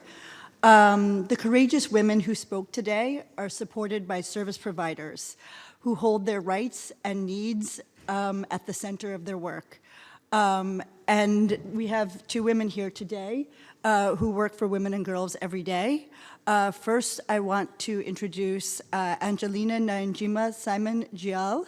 She's the founder and executive director of Hope Restoration South Sudan, and she proudly calls herself a feminist and a dedicated women's rights activist. Hope Restoration is a women's rights organization founded in Unity State. It advocates for the rights of women and children, ending GBV, ending early marriage of girls, and keeping girls in school, and improving women's standard of living. The Women and Girl Friendly Center, managed by her organization, offers psychosocial support, counseling, case management, and they also document rape cases for future trials to hold perpetrators to account. Angelina has chaired the NGO Forum, the National NGO Forum, and represents national NGOs on the HCT. She recently addressed the Security Council in March 2019 on the issues of GBV in South Sudan and accountability in Bentu State. Without further ado, I pass it over to Angelina. Well, I just have to go straight to my interventions as a service provider. My intervention reflects mostly on the testimony that all of us saw around 11 o'clock in the morning with the incident of Unity State. And it's mostly about the social stigma that is always on the side of the survivor. The testimony we had reminded me of a young woman who was raped in Lair Town during the conflicts. She's 35 years old, never received medical attentions, and she also got married out of rape. Results of this, the husband abandoned her and also her family outcasted her. She was isolated with the fatherless child. Left to raise the baby on her own, the child who kept asking about her father made the situation even more frustrating for this woman. Having no means to support herself and family, she is forced to live in dire conditions. She faced daily humiliations from the community and friends, and thinking of committing suicide. From our center where we operate, we had 3 cases last year of women who never got medication, never opened up to anyone, and when we trace back, they commit suicide. So she has been coming to the Women and Girls Friendly Space. We had a center that we are running. Currently, it's running on a voluntary basis, and it has over 500 women. Over 150 are survivors, because the area that we operate, due to the 2013 and 2016 conflict, was severely affected. And rape has been used in South Sudan as a weapon of war. When men fight, they end on women. She has been coming to the Women and Girls Friendly Space run by my organization. When the incident took place, she only got the program that we have in that center. Mostly, we do the psychosocial support, case management, and we also do referral pathway. The difficult part of this referral pathway, the clinics that we have do not even have health facilities, not even PEP kits. So this one makes it more difficult for the survivors to even get help. She joined also the support groups. We have the groups of women that are already the network within. So we train them on the small businesses, tea making, running restaurants, and we also make vegetable and gardening training. All this to keep them busy and also for them to earn some small income, because part of this, you get more frustrated when you don't have a single income coming in, and you have children that you have to take care of at the end of the day. This woman is still coming to the center, and she managed this year to run a small restaurant supporting her kid, but then it's still so difficult for the husband to get convinced that it's not her choice. This makes it so difficult in my country because when you are raped, it's like you are the one who made the choice to be raped. They don't look at it like there's a perpetrator that needs to be held accountable. Now the major stigma in the community is, as I said, the traditional courts that we have, look at it like once you are raped, you have to be married off to the perpetrator. This is rewarding the criminals who are supposed to be in cell. So what happened, the traditional courts will just ask for their family to pay the bride price. And this makes it so difficult for women and girls that are raped to talk about it because you don't want to be married off, so what do? You keep it to yourself. The other difficult part is those who commit these crimes are uniformed personnel. They have guns. You're just a mere civilian. When you open up, they come for you, and they really threaten. The other thing is we have issues to do, lack of services. So inability to care and avoid pregnancy, we have lack of services in those places because sometimes it's within Juba that you can get services, but at the state, even public hospital has nothing. You cannot even get Panadols. You don't even talk about the PEP kits. We had a incident where 17 women were raped last year. All of them never got medical attentions. And 3 of those women got pregnant, others got STI, others got HIV/AIDS. It's a very difficult situation that as service providers we are going through. Then you come to comprehensive health services, which is just a nightmare. Those services are quite lacking. So sometimes it really makes us so difficult to do our work. You can try to rant as much as you can, but when you don't have other services, support behind you, it becomes so vulnerable. Then when you come again to the livelihoods, the country we are in, most of the economical, we look at it like it has really collapsed. So you are not in a position to really get anything to support yourself. And this also makes it more difficult for people who are already victims of sexual violence, and then it coupled with they cannot sustain themselves, they cannot support their families, they become more burdens compared to other persons.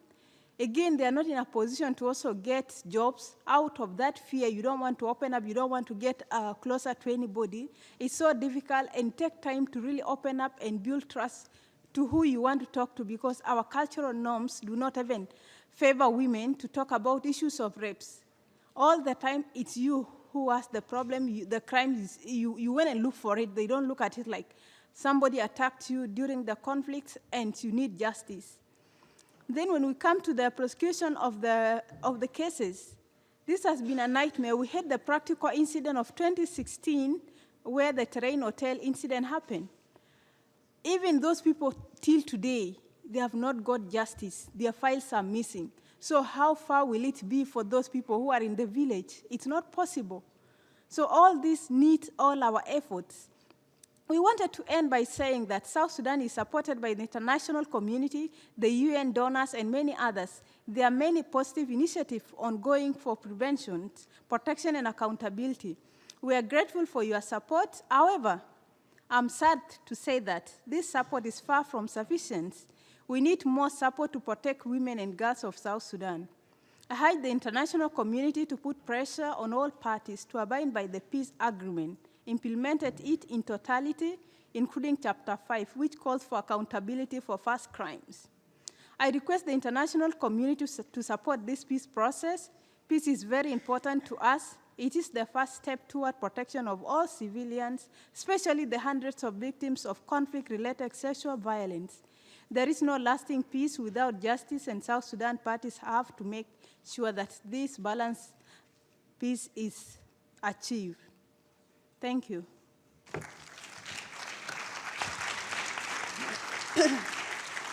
Give me 1 second. Thank you very much, and thank you for both of you for traveling so far. I just want to make one announcement that the translation ends right now. We thank the translation services for a very busy day and a lot of great work. So we will continue, but we are releasing the translation services. Thank you, Emily. Thank you. Thank you, Angelina, for your powerful statement and the work that you do. We're now going to turn to Moon Naili. Moon was born along the Thai border and grew up in the conflict area in northern Shan.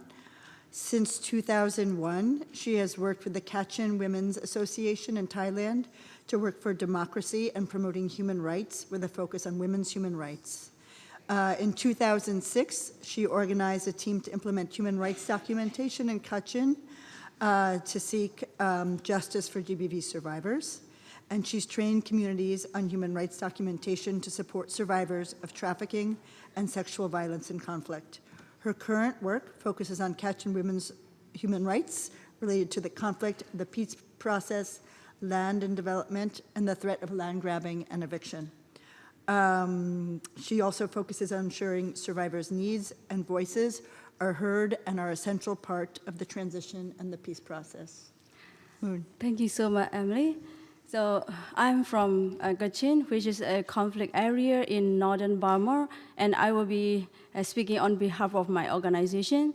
A civil war has been going on for 70 years in Burma due to the central Burmese government failure to respect to the Panglong Agreement of 1947, which promised equality to the ethnic people of Burma. Until today, even though there has been elections, the military retained absolute power due to the 2008 constitution. They continue to attack the ethnic people and commit systematic, widespread, and human rights violations, including the use of sexual violence as a weapon of war. Since the newer war in Kachin area in 2011, over 120,000 civilians had been displaced, hundreds killed, and hundreds of women and girls raped by Burma army, some of whom were also killed. My organization has been documented cases of sexual violence, seeking justice, and also assisting survivors. There are many challenges, and I would like to talk about some of the key challenges. Most cases of sexual violence by military troops take place in remote areas, far from any medical facilities. It is rare for survivors to receive emergency medical care or access any medical test that can prove rape. Even if they can access a hospital, the staff are too afraid to release evidence if they know that the Burma army is involved. In the well-known case of the rape, torture, and murder of 2 Kachin volunteer teachers in 2015, where all evidence pointed to the military troops based in the village, medical staff were threatened by the military not to release evidence from the post-mortem examination. The army commander-in-chief himself publicly threatened to sue anyone who accused the military of involvement in this case. Until today, there has been complete impunity for these rape murders. It is very rare for cases to be taken to court, as police do not want to accept cases involving the military. Under the Constitution, the police are under the Home Affairs Ministry, which is headed by the military. Lawyers are also afraid to take up cases against the military. Cases taken to court are always dismissed. For example, the case of Sumlut Raja, who was abducted, sexually assaulted, and killed by the Burma army in 2011. Her family submitted her case to the Supreme Court in Naypyidaw in Burma, but it was dismissed and no justice has been served to her family. The Kachin state government also does not want to take any action against the military, even though we have appealed for their help to stop human rights violations, including sexual violence in conflict, which is rampant. This impunity for the military is ongoing. In July this year, a Kachin woman was murdered and likely sexually assaulted by Burma army troops in the remote village in northern Shan state. But the military blocked a police investigation and threatened the village headmen not to accuse their troops. My organization has set up safe houses for women survivors, including of sexual violence. We assist with medical support, counseling, and legal aid.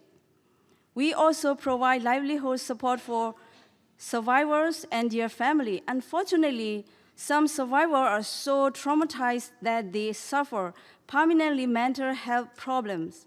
Access to service in this remote area is a challenge, and there is very little funding available for full service provision for survivors in this hard-to-reach area. 20 years ago, there was only 20 Burma Army battalion in Kachin areas of northern Burma. Now, there are over 200 battalions. With ongoing impunity, these troops are a constant threat to women and girls. Through a genuine and meaningful peace process, we urgently need to end the conflict. Therefore, we urge the international community to stop business as usual and pressure the Burmese government to immediately stop attack and use rape as a weapon of war, withdraw its troops from ethnic areas, and begin inclusive political dialogue outside Parliament to work a new federal constitution, which will bring the military under civilian control. I would like to end by highlighting 3 points. We are the international donor to provide cross-border support to ethnic civil society groups who are addressing community needs, including providing assistance to survivors of sexual violence. We also call for a moratorium on resource extraction and large-scale infrastructure development in conflict-affected areas, as these projects fuel conflict and violation against local community. And lastly, we are the UN Security Council to end military impunity by supporting referral of the situation in Burma to the International Criminal Court. Thank you so much.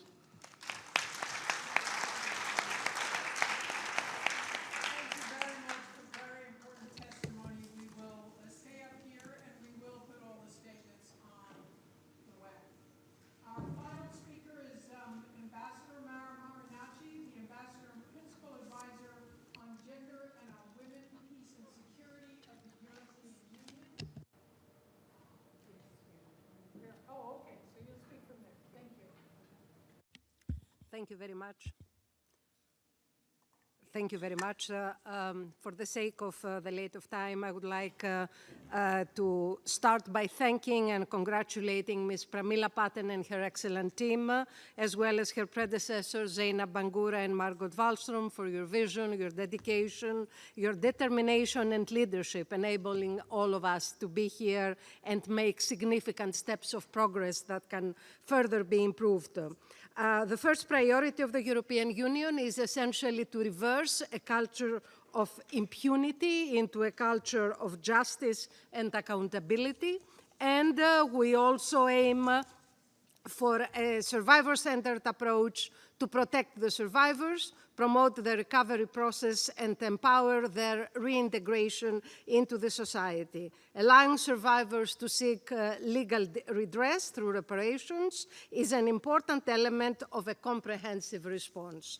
To this end, we feel that we cannot overstate the importance of zero tolerance and full accountability through the criminal justice systems worldwide, and in particular the International Criminal Court, as the essential cornerstones to ensure that such serious crimes affecting the international community as a whole are thoroughly investigated.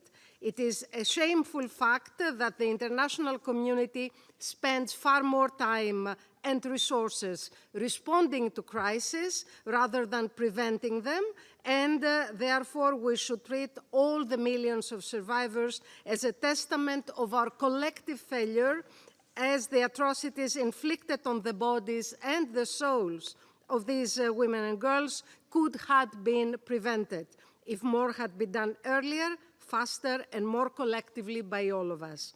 To help to redress that, we would like to reconfirm on behalf of the European Union our support of 2 million euros to allocate to the Global Survivors Fund.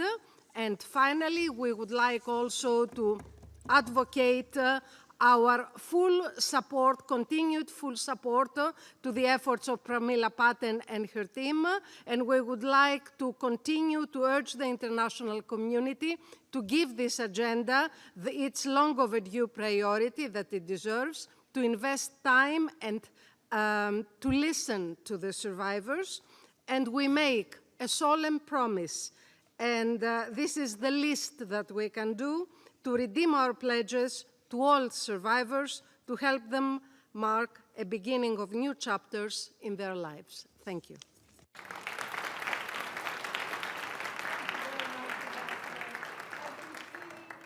Closing the show, I would like to just bring the mandate holder, the special representative of the Secretary General, Pramila Patten, who has put all of this on. I would ask that there be an escort, please. Thank you, and thank you very much for coming, for your security. Thank you. Thank you so much, Myra. It's been a very, very rich day. My closing remarks will be on the website. I would first and foremost like to apologize to the member states who did not get a chance to take the floor due to time constraints, but your statements will be on the website. I sincerely apologize to all of you. I would really like to close this commemoration event by warmly thanking each and every one of you. Unfortunately, I cannot list it because today's success is your success. Each and every one of you who have stood by me today, by my office, by my mandate, have, with your contribution, with your insight, have made this commemoration event truly memorable. But I would really like to take a few seconds to thank our survivors who have traveled a long way to come and share their experience with us and share their expectations.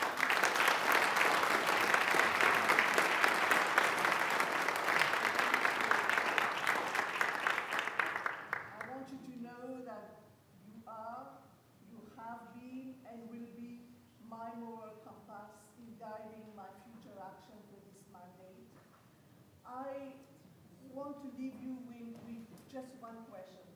Member states, partners, having listened to the survivors and the service providers who do the work they do at great risk, what do we want to say here 10 years down the line? And I would really like to echo what my sister, my predecessor, Margaret Wallstrom said about what Dr. Mukwege says, that he would like to be able to say in 10 years' time that this office, this mandate has become obsolete. And this is my very sincere wish, and I would like you to reflect on this, so that what do we say to the survivors, to the advocates in 10 years' time? Thank you very much. And the